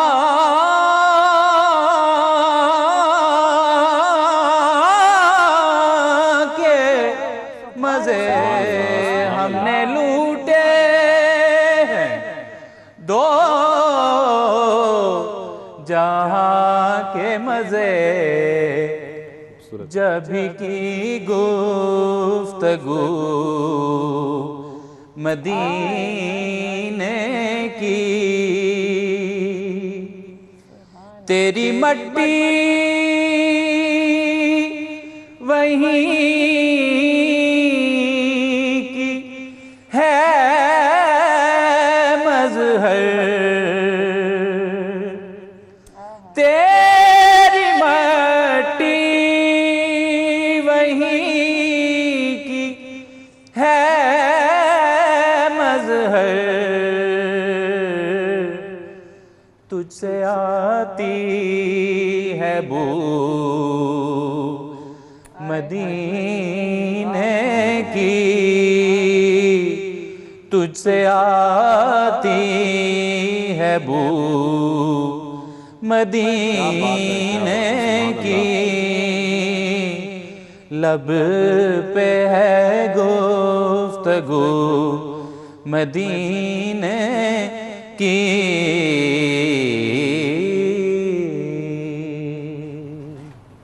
واہ واہ واہ, ماشاءاللہ, سبحان سبحان اللہ, اللہ, سبحان لب اللہ. پہ ہے گفتگو مدینے کی, کیا بات ہے, سبحان اللہ. اتنی بلال خوبصورت بھائی, آواز واہ میں, واہ اور وہ واہ بھی واہ. ذکر مدینے کا, واہ تو واہ ہم بہت لطف آ رہا تھا. اور میرے خیال میں ہم جیسے جیسے پروگرام میں آگے بڑھ رہے ہیں تو بڑا وقت کم ہوتا ہے, لیکن ہم کوشش یہی کریں گے کہ آج زیادہ ہم ان سے نعت سنیں. آپ کو سنے زیادہ, کیونکہ جس طرح سے آپ نے محفل اس دفعہ آپ نے جس طرح شروع کی ہے نا بلال بھائی, میں صرف اتنا کہہ سکتی ہوں کہ ذکر ہے نا آپ کے, بس یہی ہے اور کچھ بھی نہیں ہے. تو اس سے پہلے ہم مزید آپ سے بات کریں, ہم اگر کیونکہ پہلا جمعہ ہے رمضان کا, اور ہم چاہتے ہیں زیادہ سے زیادہ جو مستفید ہو سکیں اس وقت اس محفل سے جو سرکار کی, بس اللہ پاک کے سرکار کی اس محفل کو قبول فرمائے. ایک اور کلام آپ کی آواز میں ہو جائے بلال بھائی. آمین. جی میں بالکل سنا دیتا ہوں. جزاک اللہ. امیدیں لاکھ ٹوٹے تم کرم پر ہی نظر رکھنا, امیدیں لاکھ ٹوٹے تم امیدیں لاکھ ٹوٹے تم کرم پر ہی رکھنا, یہ ان کا کام ہے اپنے غلاموں کی خبر رکھنا, یہ ان کا کام ہے اپنے غلاموں کی خبر رکھنا. تلاش نقش پائے سرور دی عمر بھر رکھنا,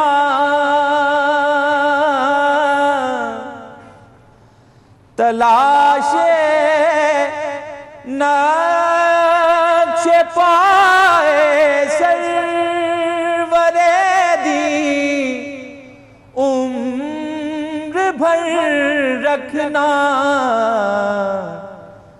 جو مل جائے تو پھر اس پر جبھی شام و سحر رکھنا, جو مل جائے تو پھر اس پر. سبسرے پاکستان میں آج کے لیے بس اتنا ہی. آنے والا وقت پاکستان کے لیے بہترین معاملات لے کر آئے گا انشاءاللہ. جمعے کا دن ہے, دعاؤں میں یاد رکھیے گا. شازیہ برمایا کو پیر تک لیجیے اجازت. ضرور دیکھیے گا ہمارا بیسٹ آف, اور رکھیے گا اپنا خیال. اللہ حافظ.